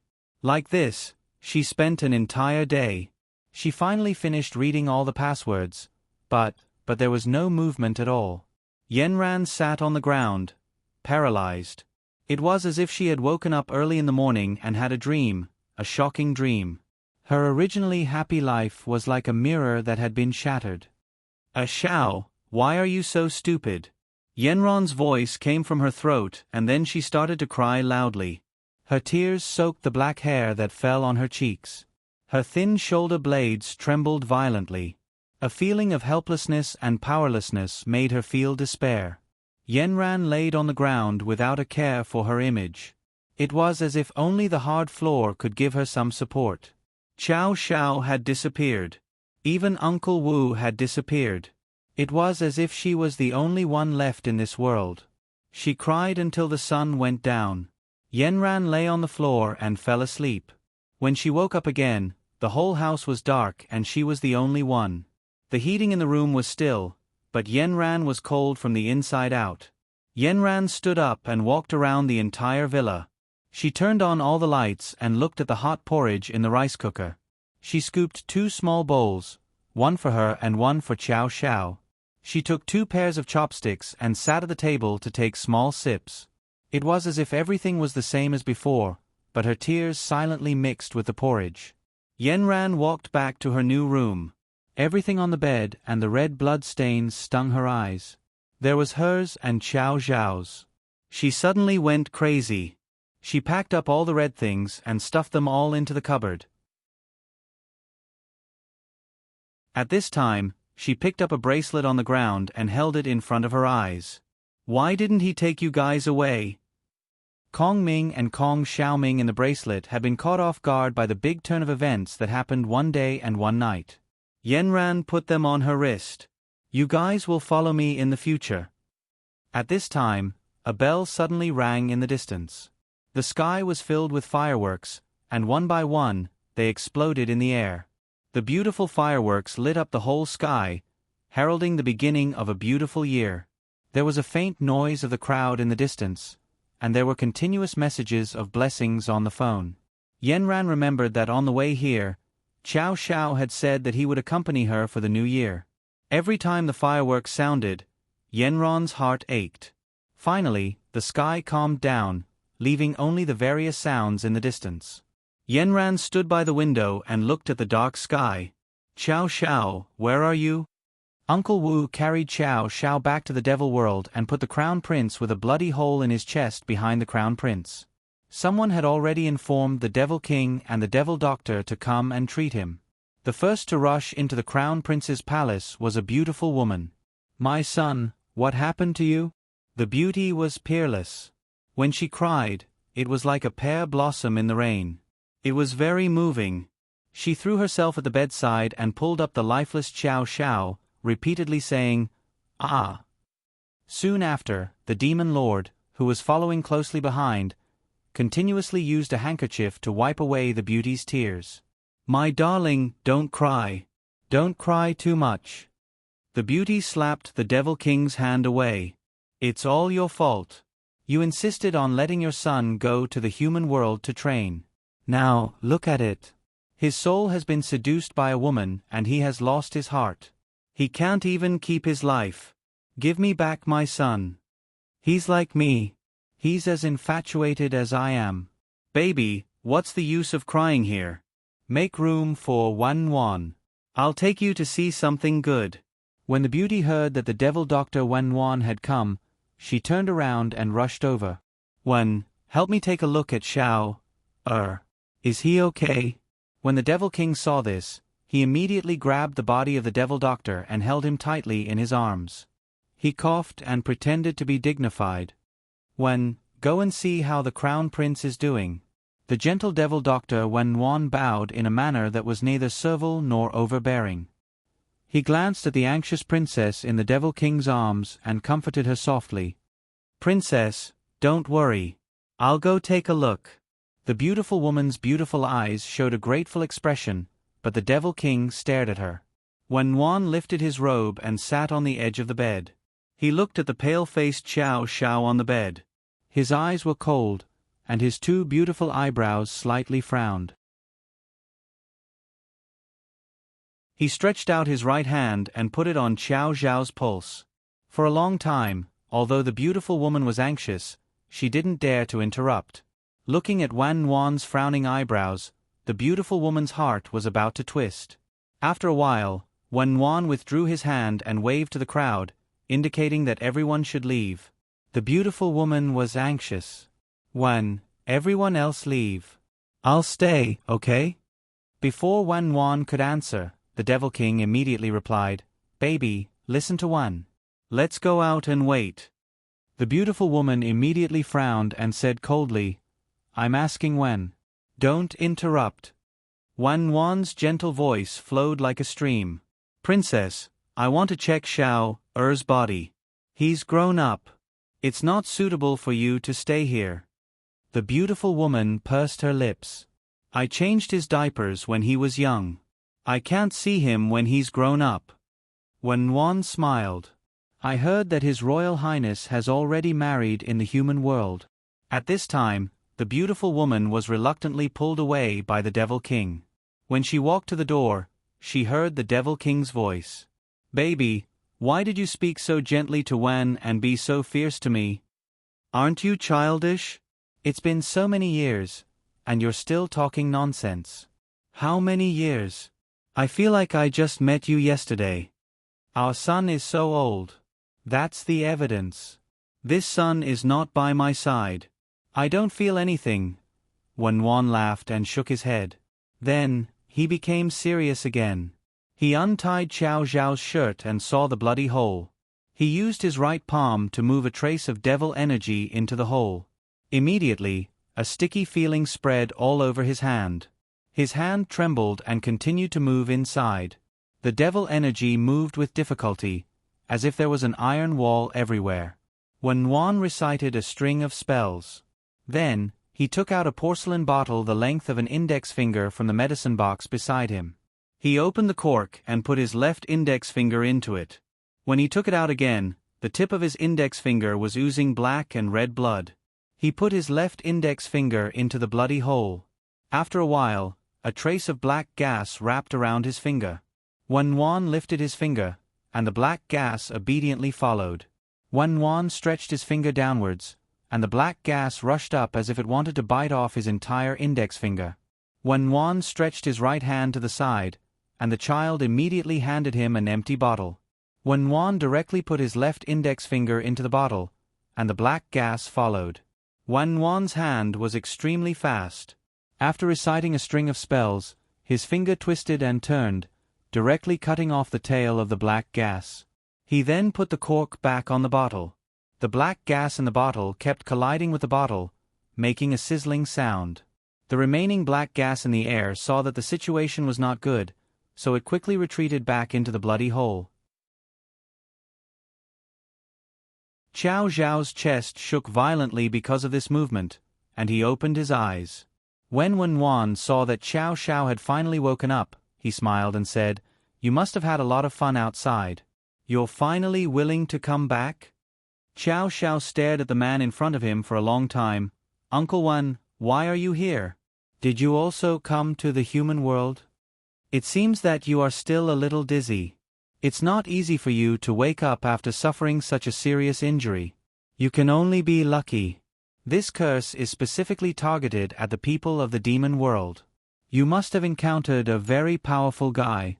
Xiao Xiao then realized that he was lying on his own bed in the Crown Prince's palace. "Where is Yanran?" "Who is Yanran? Is she your Crown Princess?" "Yes, we just got married last night." Speaking of this, Chow Shao became excited. Uncle Wan, I'm an adult now. I got married last night. And then you made yourself look like this? Which girl would dare to marry a crazy guy like you? Wan Wan said while wiping her hands. Am I ugly now? What should I do? Chow Shao said as he wanted to get out of bed and look at himself in the mirror. Don't move. You are still cursed. This kind of god-level curse is not so easy to cure. I just took out a little bit of it. I will think of a way first. You can't go anywhere. Wait for me. Otherwise, you won't be able to keep your life by the next full moon. But, I still have to find Yenran. If you are dead, you won't be able to find anyone. Stay here. Uncle Wan, don't scare me. Isn't it just a curse? It only hurts once a month. You are really magnanimous. If it only hurts once, Uncle Wu will be able to bring you back from the human world. The groom will be unconscious on the second day of the wedding and run away from the wedding bed. The bride will collapse. Yes, that's why I have to go back quickly. My Yenran can't have anything happen to her. This curse is getting more and more serious. This time, you fainted for 2 days. The next time it happens, it will be 2 weeks. The next time it happens, it will be 2 years. Then it will be 20 years, 200 years, and 2,000 years. If you don't want to cure it, then your crown princess in the human world will really be a widow. Chow Shao was dumbfounded. Is it really that serious? If you don't believe me, you can try it. When you faint for 2 weeks, I will come and cure you. Then, I will leave first. Remember to inform me when the time comes.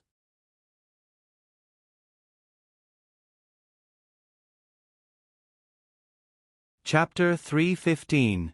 Hey, Uncle Wan, don't go. Chow Shao immediately put on a flattering expression and grabbed Wan Wan, who was about to leave. Uncle Wan, please don't abandon me. Can you try to cure me within 3 days? Within 3 days? Are you kidding me? This curse is a curse from the heavenly realm. I have to go back and study it. Even if I can find a way to break it, it will take me at least 3 months. That won't do. I'm getting married in 2 months. I can't not have a groom at my wedding. Chow Shao was anxious. Didn't you say that you got married last night? You're getting married so soon? Your charm is good, much better than mine. Wan Wan simply sat on the chair and drank her tea. Her slow and natural movements made Chow Shao anxious. Uncle Wan, I beg you. I can't miss my wedding in 2 months. Please help me. Chow Shao directly threw himself on Wan Wan's body and pretended to cry. It's a bit difficult. You're already like this. It's hard to say if the Devil King will let you return to the human world. Wan Wan poured a cup of tea and placed it in front of Chow Shao. Chow Shao looked at Wan Wan's indifferent expression. She rolled her eyes and asked, Uncle Wan, how is your relationship with my mother lately? Wan Wan picked up the porcelain bottle beside her and gently hit Chow Zhao's forehead. Haven't I always been very good with your mother? Chow Shao poured a cup of tea for Wan Wan attentively. My mother is always tightly controlled by my father. She doesn't have any freedom. I feel sorry for her. Wan Wan looked at Chow Zhao's handsome face with a strange expression. She smiled and asked, What do you want to say? I want to say that since I'm sick, of course, my mother should come and take care of me. I hope that she can stay by my side during this period of time. As for my illness, I'll have to trouble Uncle Wan to help me. Of course, my father will definitely not let my mother stay with me for a long time. But even if it's only for a short time, it's still a very close distance, a long time together. Wan Wan smiled meaningfully. You've learned how to think for others after your experience in the human world. It's settled then. From tomorrow onwards, I will move directly to your Crown Prince Palace and formally research the medicine to cure your illness. The Crown Prince's illness also needs someone to take care of him. No one can take care of him better than his own mother, right? Chow Shao and Wan Wan gave each other a high five and smiled. From the second day onwards, Chow Shao began to feign illness in bed. Originally, his maidservant Yuer had thought that she had finally found a chance to get close to the Crown Prince. However, She did not expect that the crown prince did not want anyone else. He only held on to Wang Fei and did not let go. Wang Fei had to do everything herself, even drinking water. The demon lord was so angry that his beard blew and his eyes widened. "You're already so old, yet you still torment your mother." Xiao Xiao immediately pretended to be weak. "Mother, I don't think I have much time left. Please stay with me for the last period of time." The beautiful woman immediately felt extremely distressed. She hugged Xiao Xiao's head in her arms. "Don't talk nonsense. You are my only son. If something happens to you, I don't want to live anymore." The more the demon lord listened, the more he felt that something was wrong. He finally sent his son to the human world to experience and finally had some private space with his baby. However, he did not expect that the relationship between mother and son was so deep. Her son died, and his mother did not want to live alone. How could this be? He pulled his baby over. "With Arwen here, Xiao will be fine. We have seen him today. We can go back." Xiao Xiao immediately cried out in pain. He grabbed his mother's hand and refused to let go. The beautiful woman was so anxious that she ignored the demon lord and directly drove him out of the crown prince's palace. Then, she put a big hat on him and said that he did not care about their son at all. If he dared to stop her from taking care of her son, she would move back to her mother's house forever. Then, she asked someone to clean up the side hall and she would sleep here at night. The demon lord stomped his feet in anger, but seeing that his baby seemed to be really angry, he did not dare to act rashly. He had to go back to deal with official business first.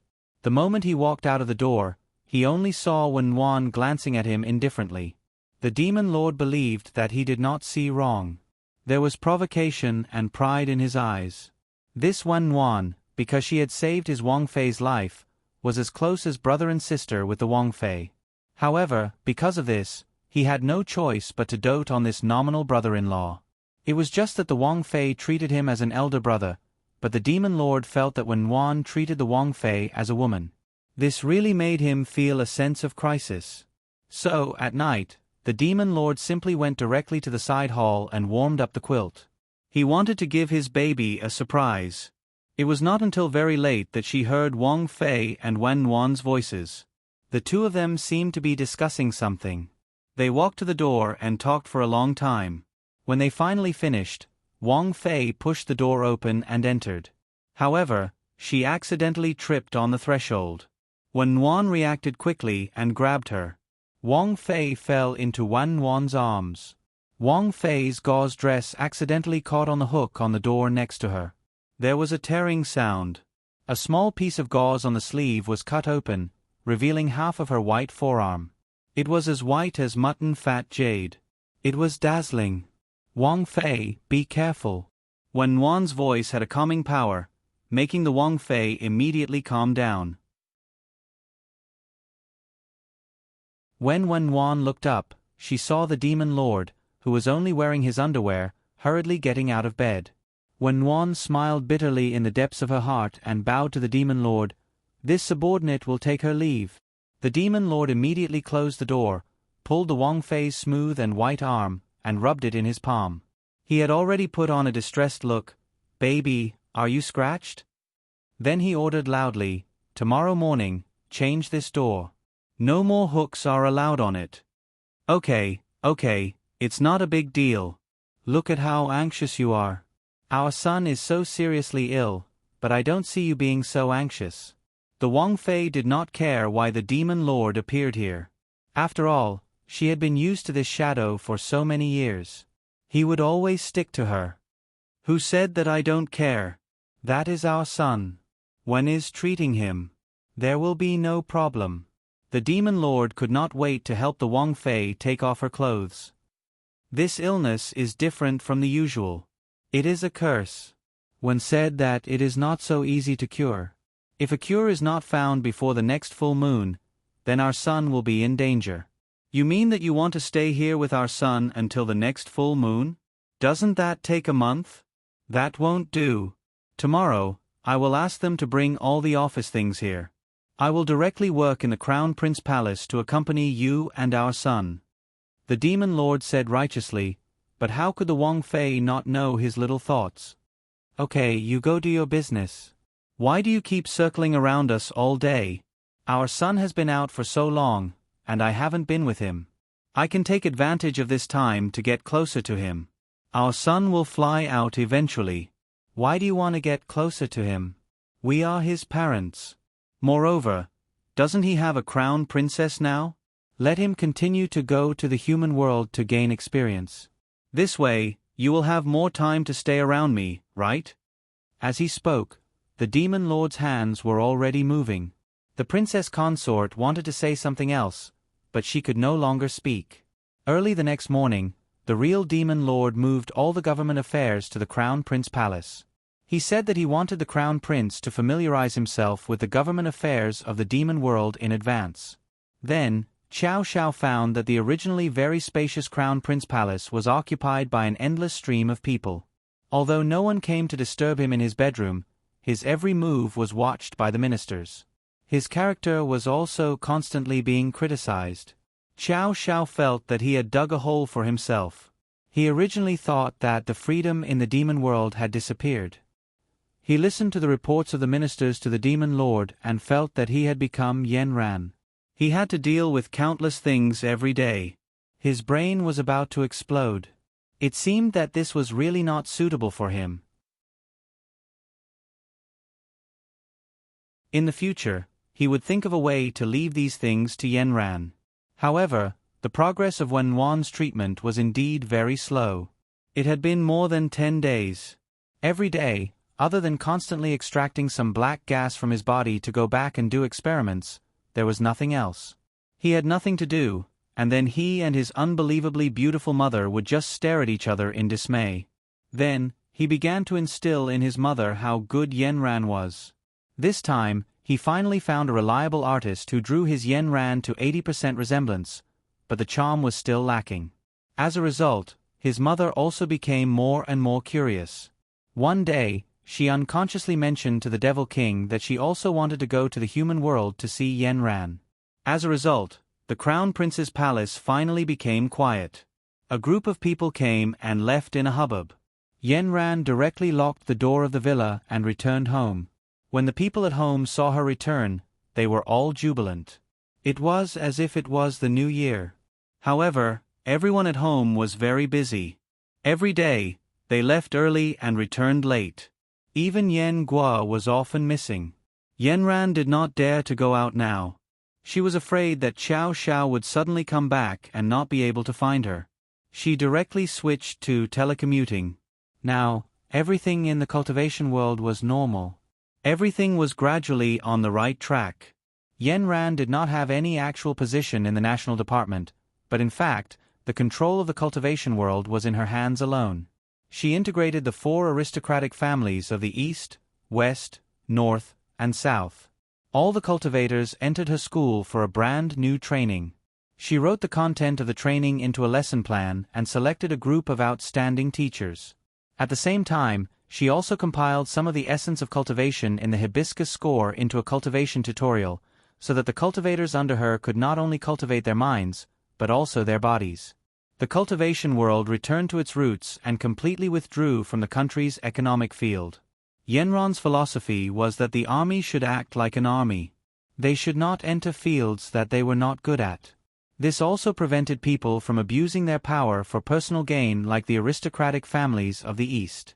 The country's higher-ups were very satisfied with Yen Ran's series of policies. Originally, they were a little worried about managing this group of people with special abilities. Now, with Yen Ran, they had become the country's most advantageous blade.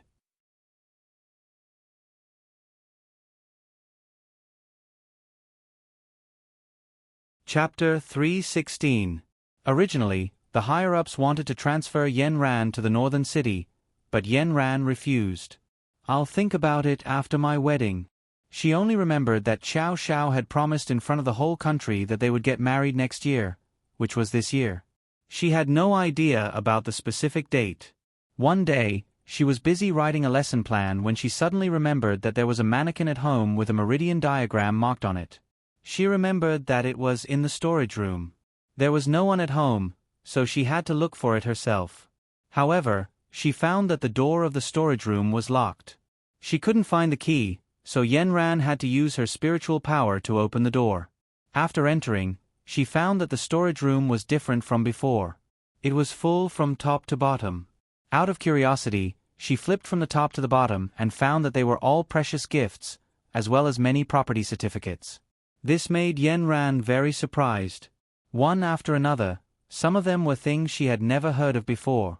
Could it be that her family was doing something shady behind her back? Yenran didn't dare to think further. She was working hard in the front line, but the backyard was on fire. That night, Yengua's parents, who had been busy all day, finally settled on the wedding venue. Yengua also went with them. They went to many houses before finally deciding on the most cozy location. The three of them opened the door while talking and laughing. After turning on the lights, they found Yenran sitting in the living room at home. Her face was as dark as the bottom of a pot, and her whole body was as cold as ice. When Yengua's parents and Yengua saw her, they were shocked. Their daughter had never been so cold. Mother Yen felt that something was wrong. She quickly sat beside Yenran. "What's wrong? Yenran, what's wrong? Mom, you all sit on the opposite side." They looked at Yenran's cold face. They looked at each other and sat on the opposite side obediently. Even Yengua wanted to call her sister, but she choked in her throat. Yenran threw the property certificates in her hand on the tea table in front of her. "Where did these properties come from? Yenran, how can you talk to your parents like that? Why do you make it sound like you're scolding a criminal?" Father Yan's face darkened. "Our family's identity is special. I think you all know that. I'm now reorganizing the cultivation world, and everything is developing in a good direction. I don't want something to happen to our family." Yenran took a deep breath and suppressed the anger in her heart. During this period of time, she really couldn't suppress her anger. Father Yen and Mother Yen looked at each other and remained silent. The fire in Yenran's heart burned fiercely. She suddenly roared, "Speak!" Yengua's parents were shocked. Yengua couldn't stand it anymore. "Sister, you've gone too far. You're just a child, so don't interrupt." Yenran patiently asked again, "Dad, Mom, if you've really done something wrong, then we'll find a way to make up for it now and return it to them. We can't spoil the atmosphere of the cultivation world. If you've agreed to their request, tell me and I'll find a way to solve it." "No. It's not like that. Yenran, you misunderstood, but we promised them that we can't say it." Mother Yen whispered. Her daughter's aura was getting stronger and stronger, which made her mother a little scared. "Why can't you say it? Did you take care of it for them?" Yenran thought in the best direction. "No, someone gave it to us, but it's clean. There's no problem." Father Yen now knew the whole story. He relaxed and leaned on the sofa, watching his daughter being slapped in the face. "I don't believe it. Who would give us such precious things without asking for anything?" "Well, it's not that he didn't ask for anything. He asked for the most precious thing in our family." Yenran was stunned. Looking at her father's playful eyes, a bold guess flashed wildly in her mind. Mother Yen said to Yenran seriously, Okay, Yenran, you should be punished for doubting us. We're not such people in our family. We know what to do and what not to do. We promised to keep it a secret, so we can't say it." Yengua was a little unhappy at this time. "Sister, we've been busy all day for you, but you come back and blame us. We're so sorry." Yenran looked at her parents' loving eyes and Yengua's unconvinced look. Her guess seemed to be confirmed. "Is it Xiao Xiao?" Father Yen and Mother Yen smiled and nodded. "We didn't say it. Our daughter is too smart. These are your betrothal gifts." Yenron's face turned red in an instant. She lowered her voice and mumbled, "I'm sorry, Dad, Mom. I was too impatient just now. I really didn't think that I would be confused by the matters of the cultivation world every day." Yengua jumped up at this time. "Sister, you're so embarrassing. Ha ha ha, I'm dying of laughter." Yanran was so embarrassed that she wanted to hide under the table. When did this happen? Qiao Xiao didn't tell me. Brother Qiao said he would give you a surprise, but I think this surprise didn't surprise you. Instead, it scared us first. Look at the betrothal gifts he gave you.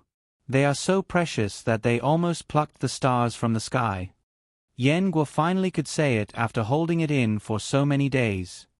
All right, Yanran, don't be so flustered all day. I've already kept your betrothal gifts for you.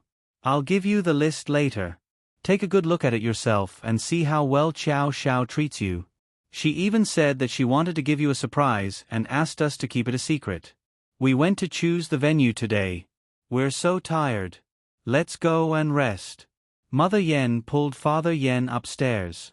Yanran finally reacted. Mom, what day is it? New Year's Day. Yanran got under the quilt and looked at the thick red list of betrothal gifts in her hand. She looked at Qiao Zhao's naughty smile on the phone and covered her head with the quilt. Silent tears slid down her face. Qiao Zhao's sudden disappearance drove Zhang Deong crazy. Sister Yanran, we're preparing to promote Brother Qiao. His variety show is about to be aired. We've prepared several offline fan meetings. Look, he's not here. What should we do? Cancel it first. Qiao Xiao went abroad for business, Yanran replied expressionlessly. He went abroad again? Which country is he going to this time? When will he come back?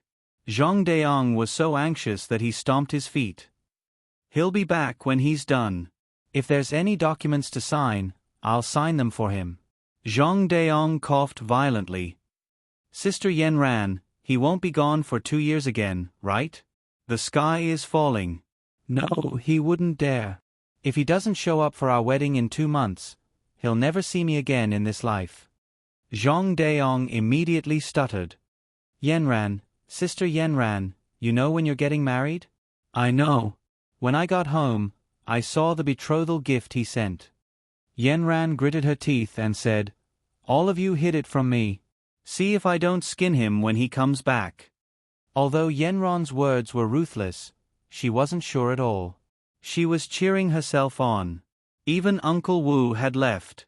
Everything felt like a dream. The 7 years that Uncle Wu had appeared in her life had passed in a flash. Other than the sadistic and affectionate feelings that were engraved in the bottom of her heart, he did not even leave behind a shadow of his back. Qiao Xiao stayed in the demon realm for a few more days. Other than Wen Wan using him as a lab rat every day, he was counting the days. Seeing that his wedding day was getting closer and closer, he was already planning an escape plan. Uncle Wu silently appeared behind him. Young master, the magic doctor asked me to watch you. He won't let you go back. You can only leave after you're cured.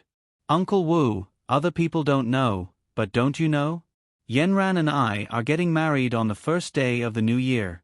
The day before New Year's Day, I left without saying a word. I don't know how Yanran will blame me. If I don't show up on my wedding day, then she probably won't want me anymore.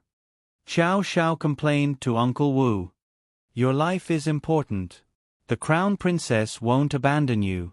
Tomorrow is the night of the full moon. Let's see if you can survive. After Uncle Wu said that, he disappeared without a trace.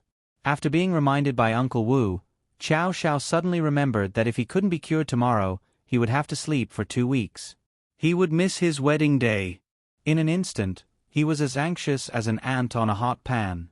Today was the key day for him to prepare an escape plan while he was awake. If he woke up in 2 weeks, then he would go get married first and then come back to treat it. Qiao Xiao called all the servants in the hall in. He said to Yu Er, who was in charge, Yu Er, I will be closed off for treatment for 2 weeks. Take them and pack everything I need in 2 weeks. Also, make me look perfect. When I wake up, put everything in the hall and give it to Uncle Wu. If you do well, this crown prince will reward you greatly. After saying this, he took out a pen and paper. With a brush, he wrote a list of several dozen pages. Yu Er and the servants' eyes almost popped out when they saw this. Your Highness, Are you planning on moving the entire Crown Prince's hall? How do I move the Crown Prince's hall? These are all small things. Pack a few big bags for me and give them to Uncle Wu. Your Highness, are you going to the human world again? Can you bring me along? You also need someone to take care of you. Yu Er boldly said to the Crown Prince with a red face. Xiao Xiao narrowed his eyes. Fuck, your thoughts aren't small. You want to make Yanran angry. Isn't that just asking for a beating? However, he couldn't say that he was going to the human world again. It's not me who's going. It's Uncle Wu. You should prepare the things and give them to Uncle Wu. Didn't I just say it? Then why does your Highness want to dress you up so perfectly? A servant asked in a strange voice. What's wrong with dressing up perfectly? Your Crown Prince is naturally charming, no matter how he dresses up, it's not too much. Why do you have so much to say? Have you all become bold after I've been gone for so long? Why do you all have so many questions? Xiao Xiao deliberately put on a stern face, scaring the servants into not daring to make a sound. And you, Yu Er, if this matter isn't done well, I will directly marry you off to the Crown Prince's chef. Yu Er's legs trembled in fear and she immediately kneeled down. Your Highness, I promise to complete this task.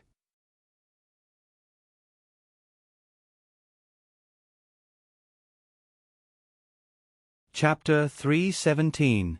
After Xiao Xiao arranged everything, it was finally the night of the second full moon. The entire Crown Prince's palace was on high alert.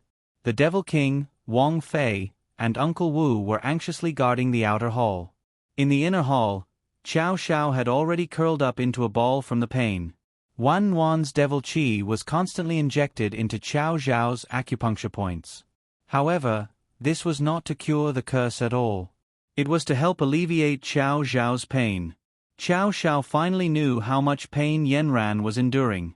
No matter how strong a person's willpower was, they would not be able to withstand this kind of pain that seeped out from the bones.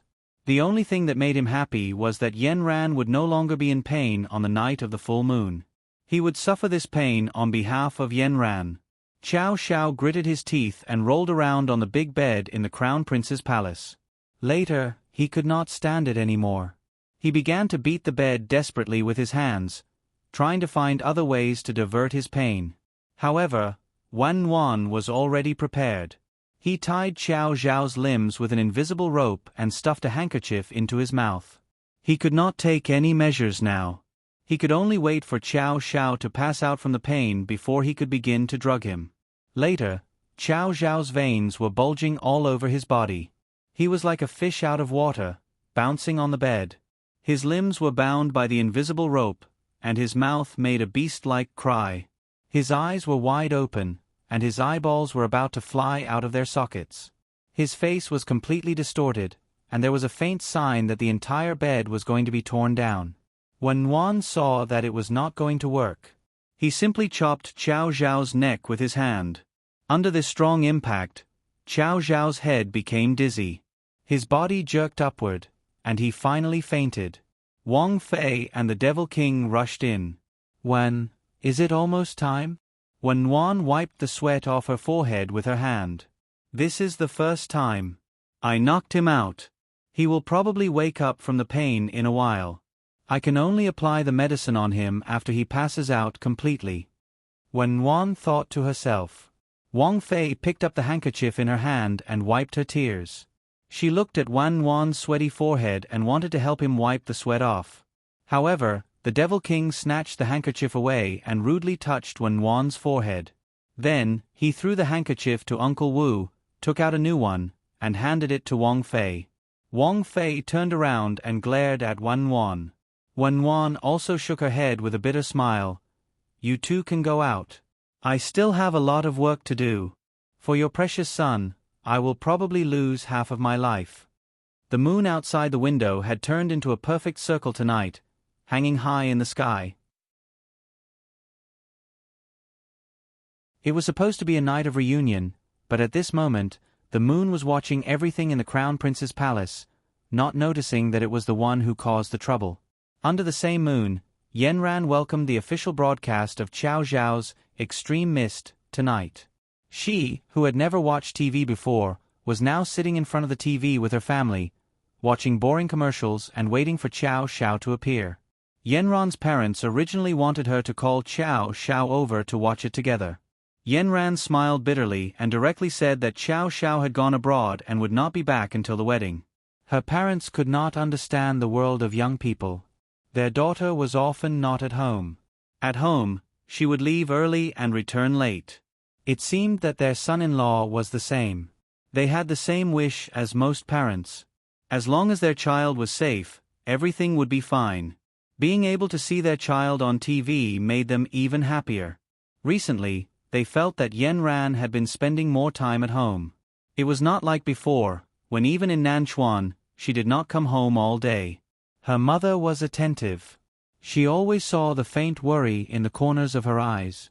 She even guessed that Qiao Xiao and Yanran might have had a conflict. But after asking in private, Yanran flatly denied it. She only said that Qiao Xiao had gone abroad and that she was busy with work. Look, brother Qiao is coming out. Yan Guo attracted the family's attention to the TV. They saw 4 handsome men and beautiful women walking over from afar. One of them was calm and dignified. It was the familiar film emperor Jia Ming. He wore a pure white suit with a light-colored vest. His hands were in his trouser pockets. He was the first to slowly walk out of the fog. After standing still, his fingers changed into a gun. He aimed it at the screen, raised it up, and then stopped there. The second person wore a pair of glasses and was a cultured student. He was dressed in a student uniform from the Republic of China period. He quickly walked out of the fog and walked to the front of the screen. He also pulled out a gun from behind him. He quickly turned right and aimed the gun at Jia Ming. He paused there. The third person to appear was a valiant beauty dressed in a police uniform, Jing Li.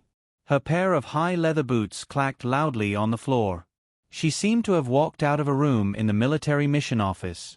She walked enchantingly in front of the screen, lifted her leg, and pulled out a gun from her high boots. She pointed it directly at Chong Li's waist and froze there. The last person to appear was Qiao Xiao. He wore a black slim suit. When he appeared, he wore a top hat on his head. It covered half of his face, only revealing a pair of extremely good-looking red lips. When he walked out, he directly made a gesture with his hands. The fog seemed to have been torn apart by him. The curtains of the stage opened for him. Then, he strode with his 2 slender legs towards the screen. His steps looked very big, but in fact, they were very slow. When he got close, he reached out and took off his top hat. His originally drooping eyes suddenly opened. The stars in his eyes fell on the entire screen. The brilliance of his eyes was instantly dazzling, suppressing the aura of the 3 people in front of him. Qiao Xiao looked at the audience in front of the screen in front of him and pointed his slender index finger forward. Yan Guo shouted, "He's pointing at me." Everyone felt that Qiao Xiao was pointing at them. They only saw him blink and retract his index finger. He lightly tapped his lips, flipped his palm, and flicked his thumb. Just like that, a flying kiss flew through the screen to the tip of everyone's heart. Evildoer. These 2 words appeared in Yanran's heart. The longing that she had suppressed for half a month gushed out like a flood. Looking at his charming eyes, Yanran's heart beat violently. Then, the entire screen was filled with 4 big words in crazy cursive. Extreme fog. The show slowly progressed. From the moment they assigned tasks in the hotel, there was a highlight. Jing Li was obviously bowing down to Qiao Zhao's appearance. She directly said that she came for Qiao Xiao because she was very happy to be able to eat and sleep with Qiao Xiao. The camera of the crew chased after them. At first glance, it was obvious that the director wanted to couple the 2 of them. After the director announced that they were going to Death Valley, Jing Li deliberately faked a fall to create a series of laughs. Yan Guo was unhappy. She curled her lips and thought, "This woman is much worse than my sister." Nanny Yen turned to look at Yanran and saw that she was expressionless. So she said, "This is just filming." It was all arranged by the director. After some highlights, under Jing Li and Man Cheng's flattery, they directly arrived at Death Valley. Father Yen and Mother Yen were attracted by the natural scenery of Death Valley. Is this country, Em? This place is so beautiful. It's just that it's all bare stones. I didn't expect that stones could have such beautiful natural scenery. Under the filter of the cameraman, Death Valley, especially the Joshua Tree, was highlighted. It was embellished in thick ink among the colorful stones. It was like a fairy that fell into the human world, showing its tenacious vitality in Death Valley. The strong contrast of the scenery brought the four protagonists to the scene of gold panning. The ground was dusty, and the sun was scorching hot. After standing outside for a short while, their heads were covered in sweat, and their backs were soaked. All of this was a clear indication of the harsh conditions here.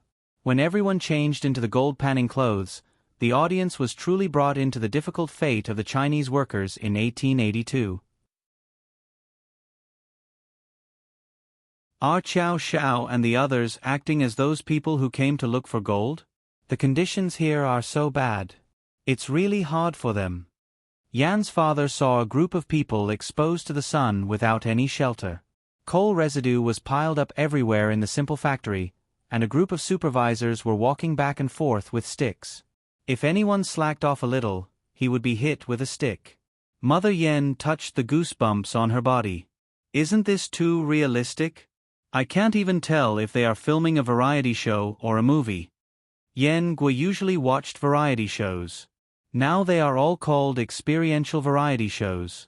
Celebrity reality shows are no longer eye-catching. Only this kind of show with a movie story is more interesting. This director is really talented. Father Yen nodded. It looks better this way. It can also show the real state of the stars. The chaos of the whole mine was really rendered by the director. The loudspeakers kept playing White Gold, blasting the audience's ears. Yenran only saw that Qiao Zhao's clothes looked very dirty and ugly. His face was also covered with black mud. Except for a pair of bright peach blossom eyes, his whole appearance was pulled down a lot. When the program's voiceover said that they had to earn $1.30 a day to buy food, Yenran complained in her heart. Sister, aren't they too miserable? If they can't earn money and find gold, won't they have no food to eat? Is this real or fake? If this is true, Qiao Xiao will suffer a lot. Mother Yen was a little distressed. Soon, these people squatted in the hot gold panning place with tools and used the sieve in their hands to sift out the sesame-sized borax. The time in the program was directly expressed in numbers. After working for 2 hours, they were really thirsty. Everyone's faces were already showing fatigue. Jing Li wanted to drink a glass of water. She was hit by a supervisor next to her with a stick. The stone almost splashed on her face. Father Yen and Mother Yen were worried. Ordinary people can't stand squatting in the sun for 2 hours. This director is really cruel. Later, they saw that Jing Li really fainted, and Qiao Xiao and the others didn't rest until noon. The whole family began to scold the director. Although Yenran didn't say anything, she was also angry. The person she cherished in the palm of her hand had contributed so much to make a show.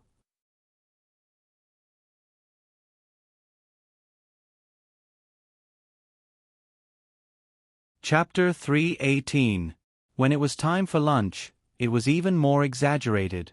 Because Jing Li didn't find much borax, she didn't have anything to eat. The others could only allocate some of their own rations to Jing Li.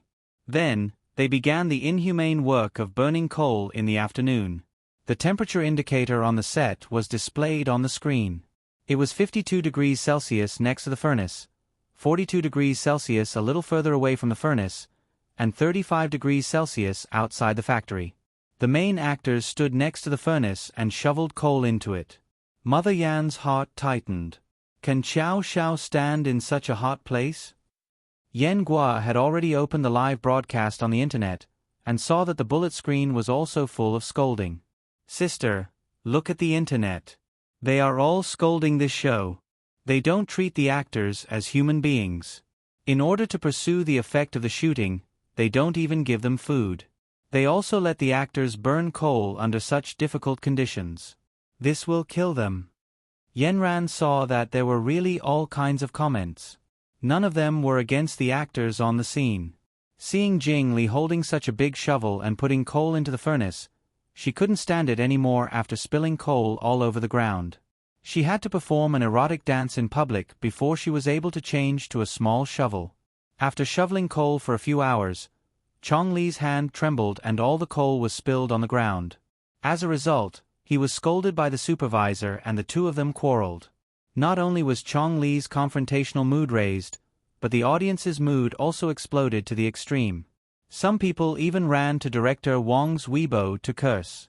When night fell on the first day, the show finally came to an end. Unexpectedly, all the scenes from that night were filled in by the audience's imaginations the next morning.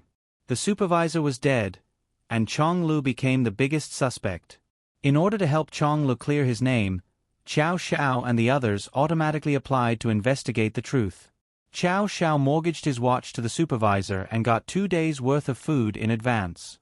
Everyone was brought into the plot by this sudden change. The suspense, the solving of the case, and the restoration of history captured everyone's hearts. The internet gradually quieted down as everyone waited for the development of the plot. The main actors began to look for clues. Only then did the audience know that a lot of things had happened last night. First, Chong Lu woke up from hunger and went to the van to find something to eat. Then, he peed on an empty space below a rock. After peeing, he fainted. In the morning, he was found lying on a pile of rocks with the supervisor. Then, the subtitles directly showed that the murderer was among the 4 people. Qiao Xiao suspected Chong Lu, and when Qiao Xiao said the fact that he was looking for something in the middle of the night, Chong Lu and Jing Li quarreled over Qiao Xiao. The 4 of them changed from partners who helped each other to murderers who were suspicious of each other. Sis, who do you think killed this person? Could it really be Brother Qiao? Yen Zheka's parents were also attracted by the plot and began to speculate. There was another heated discussion on the internet, especially when Qiao Xiao raised the question of why there was no smell of urine on Chong Li's body when he fainted. It was like a soul torture. Someone launched a poll to see who was the most suspicious among the 4 main actors. The results of the poll were that Qiao Xiao had the highest number of votes, Jia Ming was second, Chong Lu was third, and Jing Li was fourth. Yen Guo was immediately unconvinced. Was this a vote based on looks or the possibility of murder?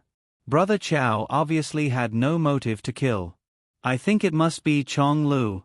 It could also be that mature Jia Ming. He is low-key and reserved. Maybe he is the murderer who hides the deepest. Yen Zheka's father analyzed. Yenran did not speak. She looked at Qiao Xiao on the screen. Although it was a recording, Yenran felt as if it was real. She had entered Qiao Xiao's world too little.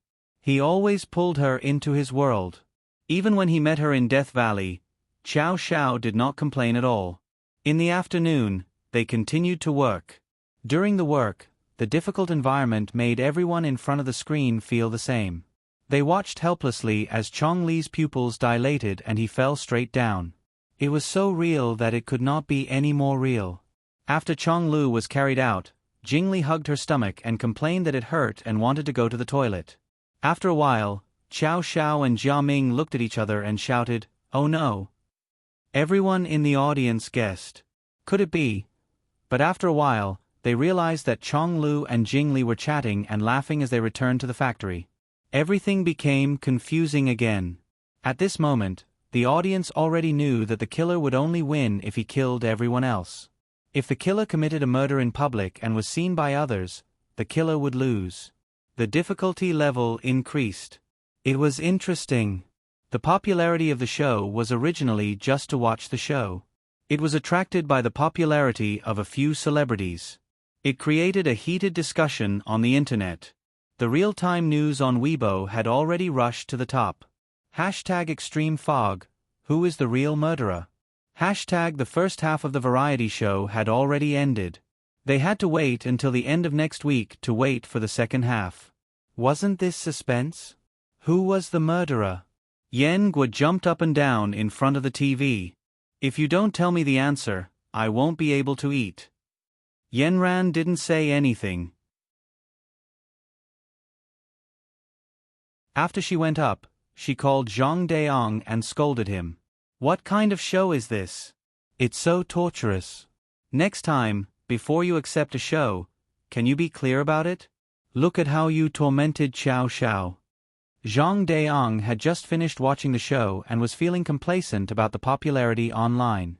He didn't expect to be scolded by the lady boss. He touched his nose. "Sister Yenran, this is the show that Brother Qiao chose himself. I told him that the director was a little perverted, but he insisted on going." "You can't blame me. Why did he insist on going?" "I think I heard him say that you happened to be in a city in Country M." As soon as he heard the location of the show, he didn't even look at the content before he made the decision. Zhang Daong told Yenran everything he knew. Yenran didn't speak for a long time.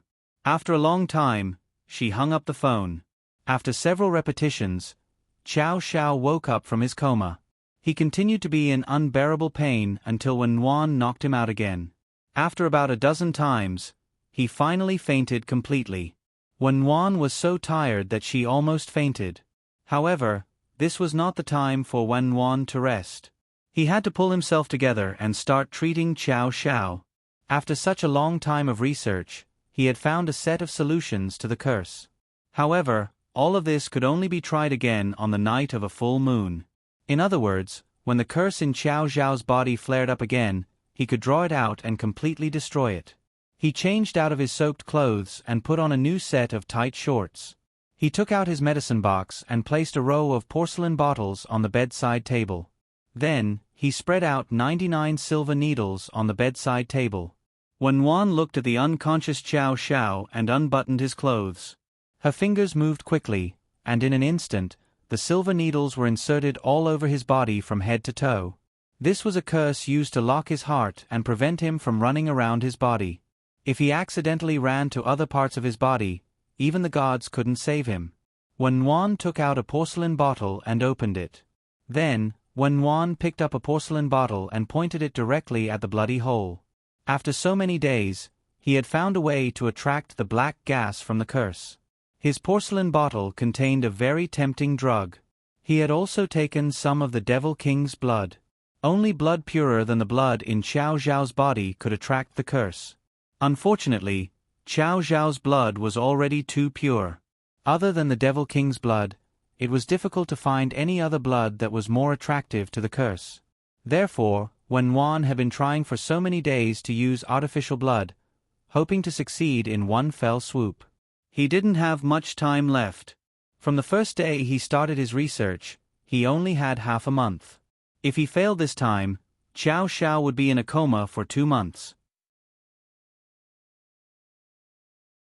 Wen Wan transferred the black gas into the bloody hole through the porcelain bottle.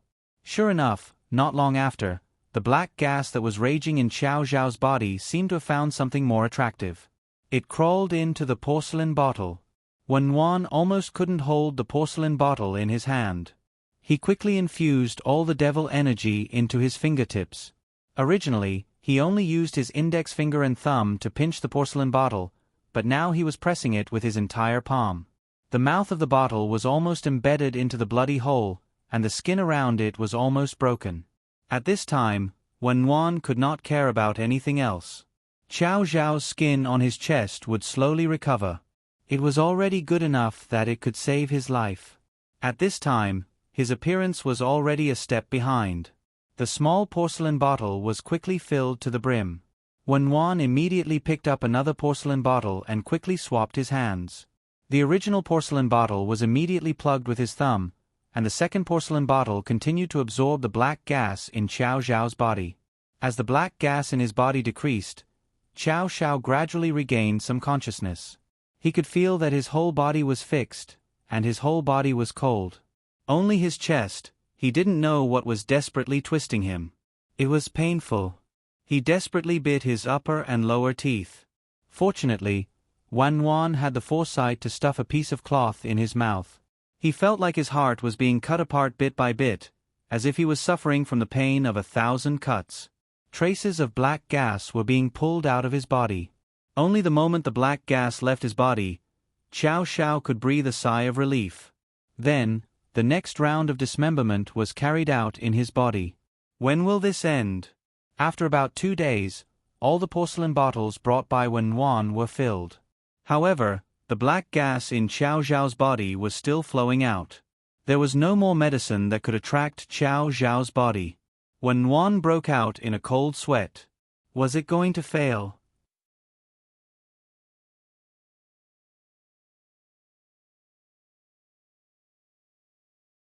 Chapter 319. The Devil King and Wang Fei had come to see him many times. They didn't expect the treatment process to be so difficult. They are treating him without sleep. Will Awen collapse from fatigue?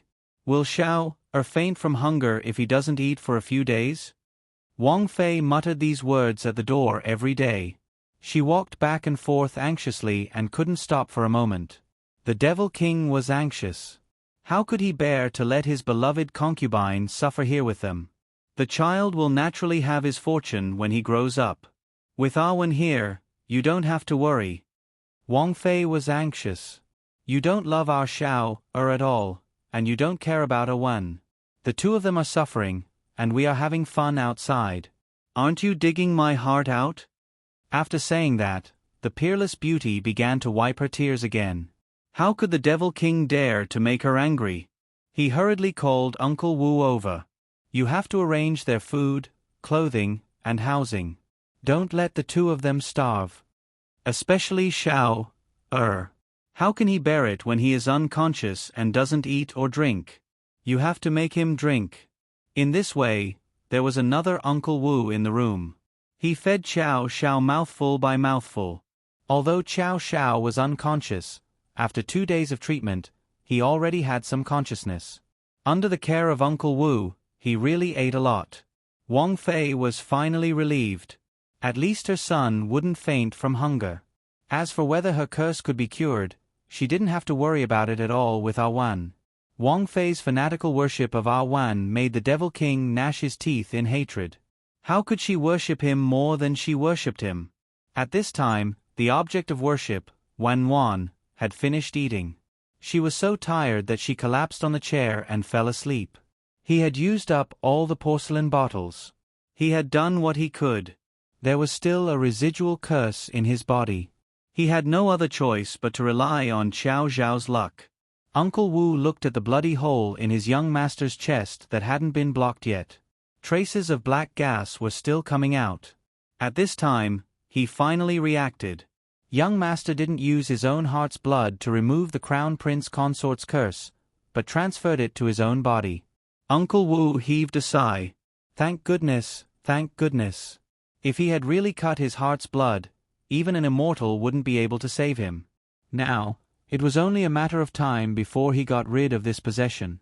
He just didn't know if the young master could survive and make it in time for his big wedding. Yanran, you are going to try on the wedding dress today. You must make time. Ask Xiao to go with you. Mother woke Yanran up early in the morning. Yanran paused in the middle of putting on her clothes. Everything was proceeding according to the time that Xiao and her parents had originally planned. Yanran didn't tell her parents about Xiao Zhao's disappearance, but how could the groom be missing from the wedding? Originally, Xiao wanted to hide it from you. He didn't want you to try on the wedding dress, but now that you know, I think you should go try it. What if it doesn't fit? So it was Xiao Zhao's mother who had made the decision. Yanran shook her head and said, Mom, since you were planning to hide it from me, then there must be no problem with the dress. Then I won't try it. Just pretend that I don't know. When the time comes, you can give Xiao a surprise, okay? You two are so strange. You want to give each other a surprise for everything. How can you hide something as big as your wedding? However, Xiao hasn't come to our house recently. The last time he came was in December. What is he busy with? Is there a new show? Ah, yes. He recently went abroad to film again, so he will be busy. Yanran didn't explain to her parents. She was betting that Xiao would come back. I've sent out your invitations. Who else do you need to invite? Mom, did you forget about Xiao? Your classmates. I don't know if the whole hotel is big enough. Is 100 tables enough? My mother was really overwhelmed with these things. Recently, there was no news from Uncle Wu. No one answered my calls. I had discussed many things with him before, but now he suddenly disappeared. What should we do? Mom, you decide. Uncle Wu and Xiao Xiao went abroad together. They won't come back until the wedding day. Mom Yan's hand paused. Uncle Wu also left. This is strange. Your wedding is such a big thing, but no one from the groom's family showed up. Yanran, did something happen? Mom was a little worried. Yanran's fingernails had already dug into her flesh. Mom is fine. You can do it as usual. After saying that, she didn't eat anymore. She took her bag and left the house. Her back was in a panic like a rabbit that didn't know what to do. Time passed quickly. The needle never stopped according to Yanran's wishes. Soon, it was the second half of the broadcast of Extreme Fog. In the second half, everyone was equipped with a dagger. Things became more complicated. That night, they slept in the factory. Each of them had a mat. Jingli slept near the door. The audience saw Jingli sneak out alone at night. The camera followed. When the camera turned, it saw Jingli quickly take off her clothes and start to take a shower in the toilet. Of course, only her bare shoulders could be seen. After taking a shower, she quietly returned to the factory. She secretly whispered something in Chong Li's ear. Then, Chong Lu and she quietly went out. After a while, Jingli came back alone. Then, she called Jiaming out. After a while, Jingli returned to the factory alone again. She was about to find Xiao Xiao, but found that Xiao Xiao was not in the factory at all. After reading it, Yenguo exclaimed, "Are Chong Lu and Jiaming both dead? Where did brother Qiao go?" Yanran touched her nose and said in her heart, "Xiao Xiao is with me." The internet was a little confused by this shocking mystery. 2 more people disappeared, and one of the 2 people must be the murderer. Most people on the internet guessed that Xiao Xiao was the murderer.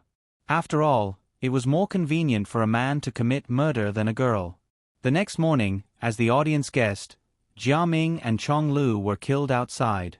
Jingli immediately reported that Xiao Xiao was not there last night. It must be Xiao Xiao who killed them. At the same time, several supervisors also proved that Xiao Xiao was not there last night. Although Jingli went out, she came back soon. Xiao Xiao could not defend himself. He was tied to the pillar at the door and exposed to the sun. Yanran saw that Xiao Xiao was wronged and tied to the pillar at the door. She felt sorry for him. Although the director's shooting skills were indeed reflected and the quality of the show was very good, in Yanran's heart, she felt uncomfortable when she saw Xiao Xiao suffer again and again. Then, the plot went further. Jingli took the opportunity to give Xiao Xiao water and pulled a dagger in front of the audience at a close distance. Only then did everyone know that the murderer was actually Jingli. Jingli used one hand to pour water on Xiao Xiao, while the other hand did not hesitate to stab the dagger into his waist. Mother Yen was so scared that she covered her mouth at this time. It was as if Xiao Xiao would be stabbed by Jingli in the next moment. All the comments stopped at this moment. Everyone held their breath. At this moment, Xiao Xiao twisted his slender waist and opened up a small distance. Then, he kicked back and bounced Jingli more than 10 feet away. He shouted, "Jingli is the murderer. She wanted to kill me just now." Everyone heaved a sigh of relief. Xiao Xiao had saved herself, and Jingli was the real killer. Then, the director continued to play the process of Jingli killing Chong Lu and Jiaming the night before. Everyone was impressed by this little girl's courage and carefulness and her superb acting skills. Jingli, who originally thought that she would definitely succeed, was defeated by Xiao Xiao at the last moment. The real king was still Xiao Xiao. The internet had exploded. It was a shocking reversal. The murderer was actually Jingli, and the last powerful one was actually Xiao Xiao. Someone cut the last 2-minute video of Jingli and Xiao Xiao's assassination and counter-assassination and spread it all over the internet. It could be called a classic. It was the moment when Jingli twisted her waist that showed her obsession with Qiao Xiao drinking water. That moment of hesitation and the subsequent fierceness of the attack also showed Qiao Xiao's alertness, decisiveness, and quick reaction. Damn! King, the absolute king. Brother-in-law is amazing. Yan Guo shouted in the living room. Yanran knew that her family's Qiao Xiao was the best. The perfect ending of this show made Qiao Xiao's popularity soar rapidly. That night, Qiao Xiao's phone kept ringing. Yanran looked at it. They were all classmates, people in the entertainment industry, and many people she didn't know. She picked up one by one and replied politely, "Qiao Xiao is not convenient to answer the phone now. Please leave a message. If there is something important, I will pass it to him." The other party all congratulated him on the success of his performance and hoped that he would create another glory. There were also people who were curious about Yanran's identity, and his classmates called her sister-in-law. Yanran couldn't answer the phone later. There were too many calls. She didn't know why Qiao Xiao's private phone number was left with so many people. After hanging up the phone, she asked Zhang Deong to use the official Weibo to post a few videos that Qiao Xiao had recorded in the past to appease the fans' fiery hearts. She also made a compilation of several wonderful scenes and images in the show as a reward for the fans. She also personally wrote a few long articles to explain the few Easter eggs left in the show. This was also a point that many people on the internet were questioning. Why did Chong Lu faint on the rock and the rock walk? It turned out that in addition to the series of arrangements by the director, this was also related to the mystery of Death Valley itself. Of course, Yanran wouldn't talk about the existence of monsters, but she also attributed it to the mysterious phenomenon of Death Valley itself.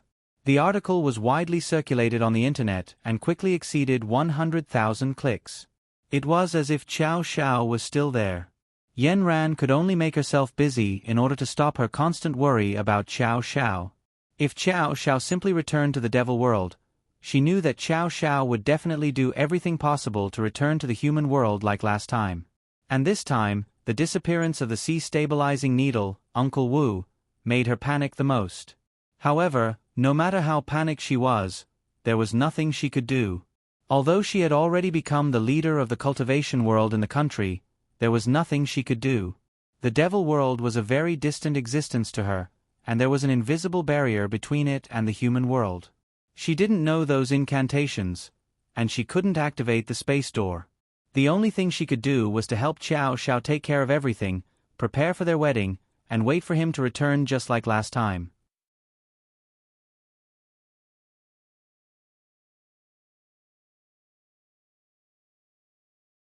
Chapter 320. The news of Qiao Xiao and Yanran's wedding couldn't be concealed. As a public figure, the paparazzi were always paying attention. Recently, there was no sign of Qiao Xiao, so the paparazzi were also confused. Every day, downstairs of Star Entertainment, except for seeing the busy figures of Zhang Deong and Jing Shu, the money bag in their hearts had never appeared. On this day, seeing Zhang Deong hurriedly carrying a large bag out of Star Entertainment's building, several paparazzi rushed up and wanted to ask about the recent situation. But they didn't expect Zhang Deong to walk so fast that he suddenly bumped into them. The bag in Zhang Deong's hand was accidentally knocked to the ground, and the big red invitation cards were all scattered on the ground. Zhang Deong quickly squatted on the ground, picked up the invitation cards and put them back into the bag.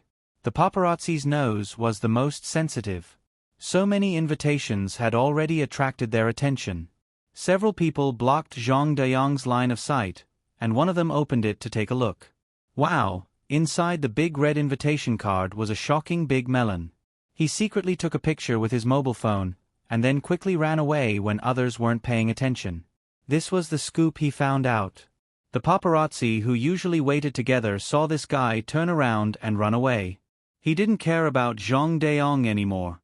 He immediately turned around and chased after them. They ran crazily on the street. They chased until the reporter in front returned to his company. Only then did they block the others outside. Then, Qiao Xiao originally prepared to give Yanran a surprise, but the shocking big melon suddenly exploded on the internet. Originally, Qiao Xiao announced in front of the whole country that he would get married this year, but they didn't expect it to be so soon. The first day of the new year was the day of their wedding. The whole network was paralyzed, and this news was crazily spread, and this reporter also won the title of the year's outstanding entertainment reporter because of this news. Yenran was also shocked when she saw the news on the internet. Originally, she thought that the wedding was a matter between two families. At most, she would invite some relatives and friends to attend. But now, she didn't expect that it would become a major event for the whole country. Because the time and place of their wedding had been announced in detail on the internet, they were in trouble. Yenran urgently called Zhang Deong and Jing Shu for a meeting to discuss the security of the wedding. Sister Yenran, what did Brother Chao say about this? Why wasn't he back yet? He's about to get married in a few days. With such a big thing happening, the scene must be very chaotic. His fans will probably rush over from all over the country to attend his wedding. What should we do? Yenran took a deep breath and said, I didn't expect the situation to spread so quickly. These reporters have really sharp noses. We originally booked 100 tables, but it looks like it won't be enough now. Lady Boss, don't tell me you're going to welcome all these guests inside? That's definitely not realistic, Jing Shu said from the side. Those who didn't receive an invitation will definitely not be given a seat. I'm just worried that these fans will be agitated, so I have to prepare a mass event in advance. All the procedures will be simplified. Just leave the procedures for dinner at night. This won't do, Sister Yenran. This is your wedding. It's a once-in-a-lifetime event. Just our groomsmen group alone, Brother Chao has organized 24 people. We're ready to pick up the bride that day. Yenran looked at Zhang Deong expressionlessly and said, Now that things have changed, I don't know if Chao Shao can make it back in time. The groom isn't even here. How can he pick up the bride? Zhang Deong choked and said, No way, Sister Yenran. Is this a fake marriage? Whether the marriage is real or fake depends on whether Chao Shao can make it back in time. Jing Shu was shocked and said, Lady Boss, if this is a fake marriage, then the whole country has been fooled. Then, Boss's image will really plummet. This is also a sudden accident. I didn't think of it beforehand, and I guess Chao Shao didn't think of it either. Now that the arrow is on the bow, it has to be released. If the wedding is cancelled, then Chao Zhao's image will directly collapse. Chao Zhao's matter will be put aside for now. Deong, you and Jing Shu think of a way to appease the fans. Persuade them online not to come to the wedding.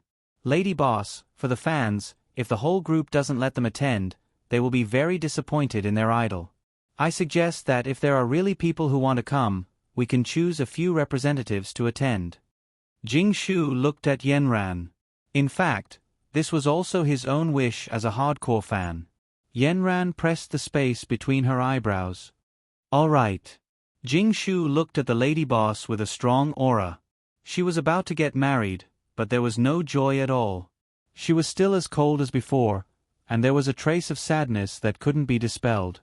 Jing Shu seemed to sense something in her heart. Could it be that something had really happened to Boss?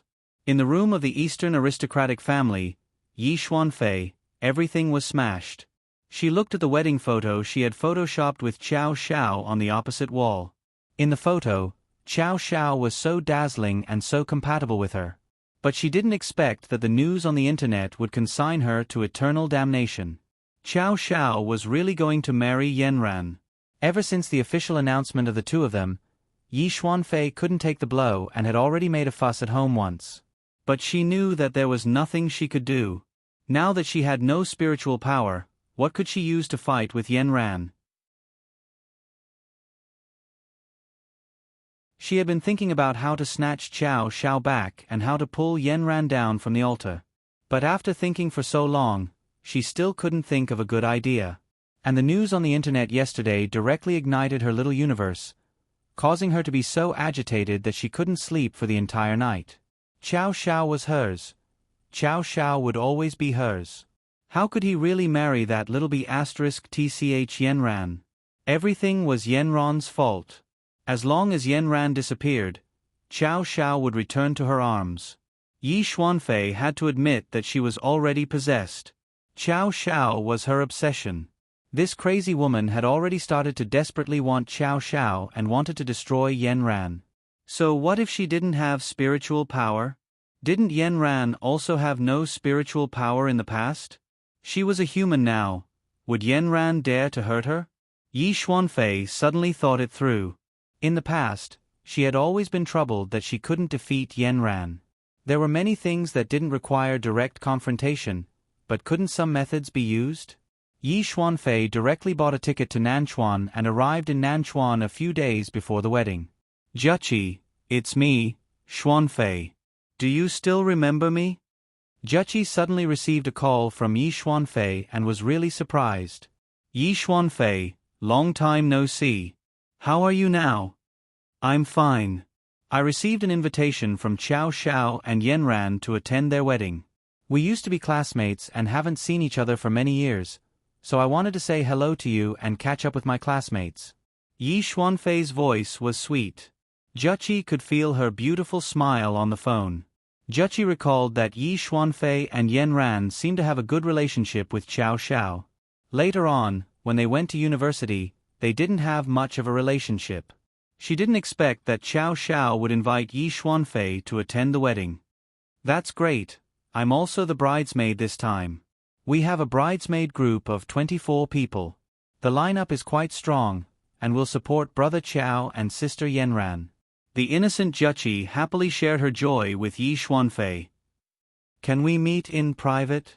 Long time no see, there are some things I want to ask you, Yi Xuanfei said very gently.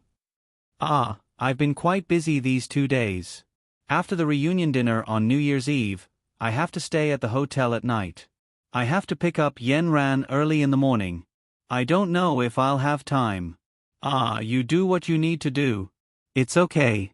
You can have the reunion dinner on New Year's Eve first. After we go to the hotel, if I'm free, I'll come and play with you. Then, okay, see you then. Juqi didn't expect that Yi Xuanfei's arrival would almost put an end to her originally happy life. The New Year's Eve was a day for family reunion. Juqi happily had dinner with her family members and then went to the hotel with her bags.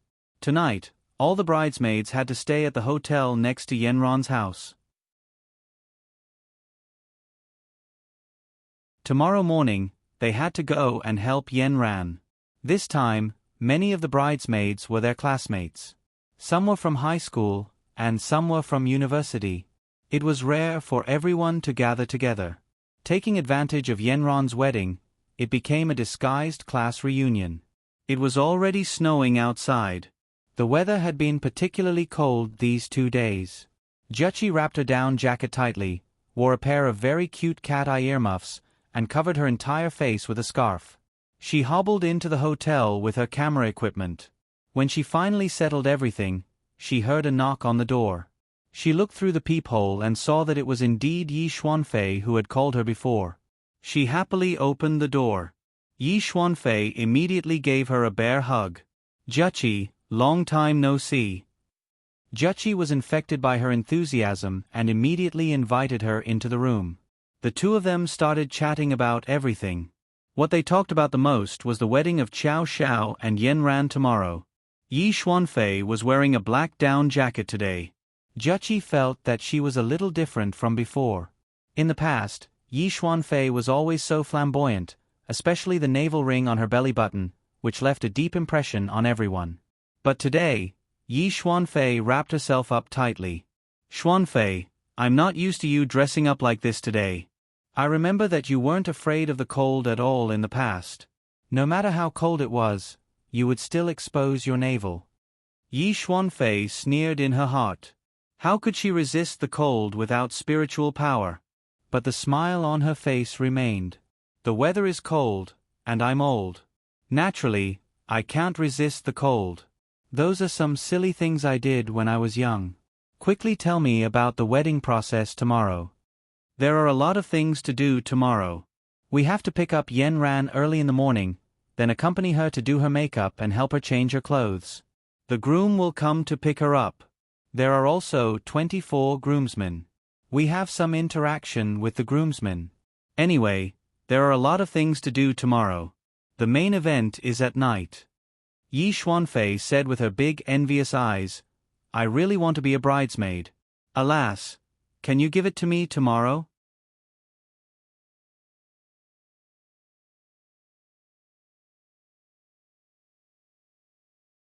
Chapter 321. I don't think so. This was all arranged in advance. There aren't many bridesmaids' clothes. Juqi was in a difficult position. Juqi, Yanran and Xiao Xiao are good friends. It's because I'm far away that I don't have the chance to be a bridesmaid. I'm very regretful. How about this? Can you let me replace you at the venue tonight? I won't participate in the activities at the beginning, okay? To be honest, I also want to attend their wedding. Juqi, I'm begging you. Aren't you a photographer? If you're the bridesmaid, who will take photos of them at the venue? Juqi thought about it and agreed. Then I'll tell Sister Yanran. Don't tell her. I also want to give her a surprise. Juqi, please. Yi Xuanfei shook Juqi's arm and begged her like a little girl. Juqi looked at Yi Xuanfei's eager expression and her heart softened. On the first day of the new year, the whole country was celebrating the new year. As for Nanchuan, there was another big event today, and that was the wedding of Xiao Xiao and Yanran. All the hotels were full. Fans and guests from all over the country wanted to witness this grand wedding with their own eyes. Regardless of whether they could enter the venue, they could at least feel the atmosphere at a close distance. At the request of all the fans, a few representatives were chosen to attend the wedding in person. The big screen at the entrance of the hotel was broadcasting the grand occasion live. Countless reporters with cameras had already taken the best positions. There wasn't much to do on the first day of the new year. Xiao Xiao and Yanran's wedding had become the most important event in Nanchuan. Yanran's family had been busy since the morning. Xiao Zhao's personal makeup artist, Xiao Xiaoyun, had dressed Yanran like a fairy who had descended to the mortal world. The custom-made wedding dress was indeed very suitable. It was personally measured by Xiao Xiao. Yanran looked at herself in the mirror, who was as beautiful as a flower. She felt more and more nervous. The time was getting closer and closer, which made her more and more uneasy. She felt more and more uncertain about today. 24 bridesmaids had already surrounded her. They were all her former classmates and close friends. They were all full of blessings and smiles in their eyes. They were all discussing how to stop the groom outside the door later. It wasn't until noon that they saw the motorcade slowly approaching. Juqi and Xiao Xiaoyun saw it from the window and shouted excitedly, "They're coming! They're coming!" Yanran suddenly became nervous. She hadn't seen Xiao Xiao for almost 2 months. Did he really come? Is he feeling better now? The sudden change before New Year's Day still made her feel a lingering fear. Yanran's heart beat wildly. Yanran's father opened the door downstairs. 24 groomsmen filed in, led by Zhang Deong. But when they looked back, there was no one. "Where's Xiao Xiao?" Mother Yan asked. Zhang Deong was very embarrassed. "We were going to gather at Xiao Zhao's house according to the original plan, but we found that there was no one at his house. We waited until noon, so we had to come here first." Mother Yan and Father Yan's faces darkened. "What's going on? There's no groom at the wedding? Then who's going to pick up the bride?" The faces of the 24 groomsmen were as colorful as a palette. It was a spectacular sight. "Auntie, we didn't expect this either. It's such a big thing, and we still need Sister Yanran to make a decision, so we came here first." As the representative of the groom, Zhang Deong really wanted to find a hole to hide in. Yan's parents had to let the 24 groomsmen in, and the living room was full of them. At this time, the atmosphere upstairs also became cold. Juqi and Xiao Xiaoyun had heard what Zhang Deong said downstairs. They looked at the expressionless Yanran and lowered their heads, not daring to speak. After a while, Zhang Deong and Mother Yan came up. Before Zhang Deong said anything, Yanran said, "Xiao Xiao still hasn't come back?" Zhang Deong lowered his head for a long time timidly. No, there's no one at home. Uncle Wu isn't here either. Mother Yen asked Yenran, didn't Xiao Xiao contact you? Do you still want to continue the wedding? Yenran held her breath. All the other procedures were cancelled, and the banquet in the evening went on as usual. But Yenran. Mother Yen still wanted to say something. Yenran raised a hand to stop her from saying what she wanted to say. I believe him. Everyone was waiting at Yenran's house, waiting for the banquet in the evening. However, the originally joyous atmosphere had disappeared. The relaxed joy of the big day of the wedding and the new year had been replaced by a gloomy atmosphere. The omen of a storm made everyone worried. Finally, in the afternoon, a luxurious motorcade arrived at the hotel ahead of time. Along the way, they could see the cheers of the fans and the photos of the reporters. However, when they arrived at the entrance of the hotel, everyone saw that the bride, bridesmaids, and groomsmen got out of the car, but there was no groom. A big question was planted in everyone's heart. There were even reporters broadcasting live on the internet. Where did the groom go? Does he want to give everyone a suspense? Xiao Zhao's Star Entertainment has always been very creative. Tonight, we look forward to him bringing us a different way to appear. Nearly 8 rooms had been booked in the hotel, all prepared for the wedding. The reporters had already put out the advertisement, but the only person at the door to greet the guests was Yenran, along with a group of groomsmen and bridesmaids. Yenran did not have stage fright in front of the camera, nor did she show embarrassment because of the absence of Xiao Xiao. At this time, Yenran's aura was reflected. Whether it was celebrities in the entertainment industry or Xiao Zhao's fans, she was polite and courteous, thanking them for coming to watch the ceremony. There were a lot of stars at the scene, all of whom Xiao Xiao knew in the entertainment industry. The reporters soon turned their attention to them.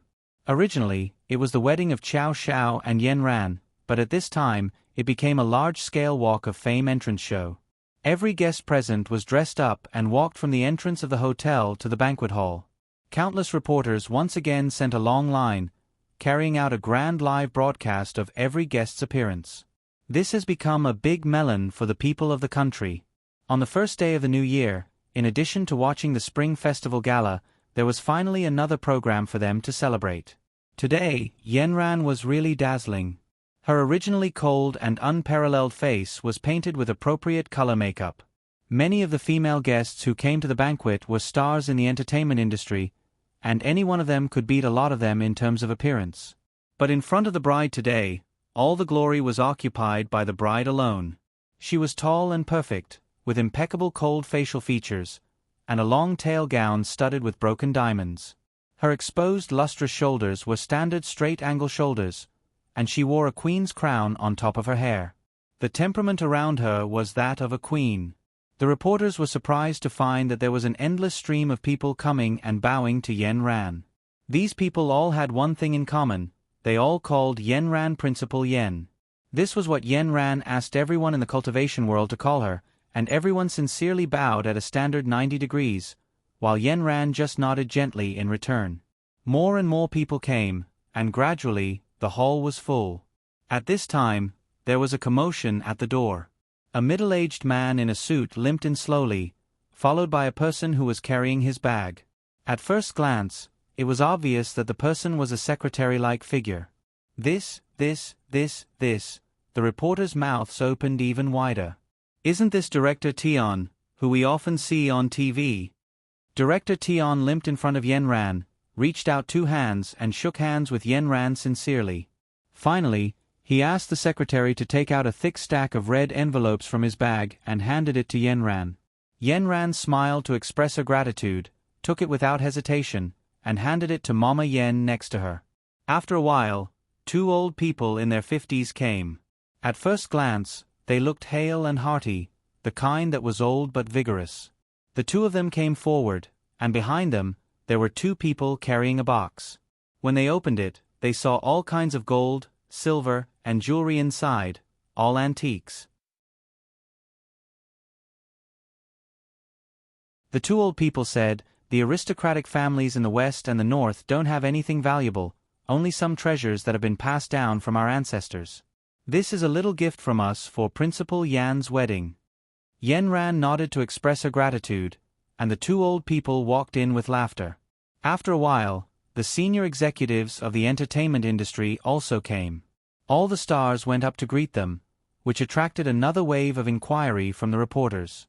After a while, there was another climax at the door. Professor Wong also came to the wedding of Qiao Xiao and Yenran with his robot Tarzan. Tarzan was very humorous and performed a robot dance at the door, a standard palace etiquette for Yenran. The reporters quickly captured this rare scene. The live video of the scene was broadcasted on the big screen outside the hotel in real time. Many people were more curious about the identity of Qiao Zhao's bride. Someone had already checked Yenron's information on the internet. It seemed that she was a very excellent university graduate, but she didn't have a job after graduation. Why did everyone call her Principal Yen? Question marks lit up in everyone's mind, but no one could deny that this girl was born to be a queen. At this time, what everyone was looking forward to most was when Qiao Xiao would appear. The reception was almost over, and the wedding ceremony officially began at 7:18. The veteran host Han Ming had already started to warm up the scene on the stage, and several heavyweight stars had already started to sing the opening song. Yenran stood there for more than an hour, and all the guests who should have come had all entered. The bridesmaids and groomsmen behind her had already lost their legs. "Yenran, it's getting late. Do you think we should go in now?" Qiao Zhao's parents had been forcing smiles. Until now, Qiao Xiao hadn't appeared. How could the show continue? Yenran looked at the time and said, "You go in first. I'll wait here for a while. It starts at 7:18 sharp." You're tuning in to the Narrate and Escape YouTube channel. Don't forget to subscribe and join us on this journey to catch the most captivating stories.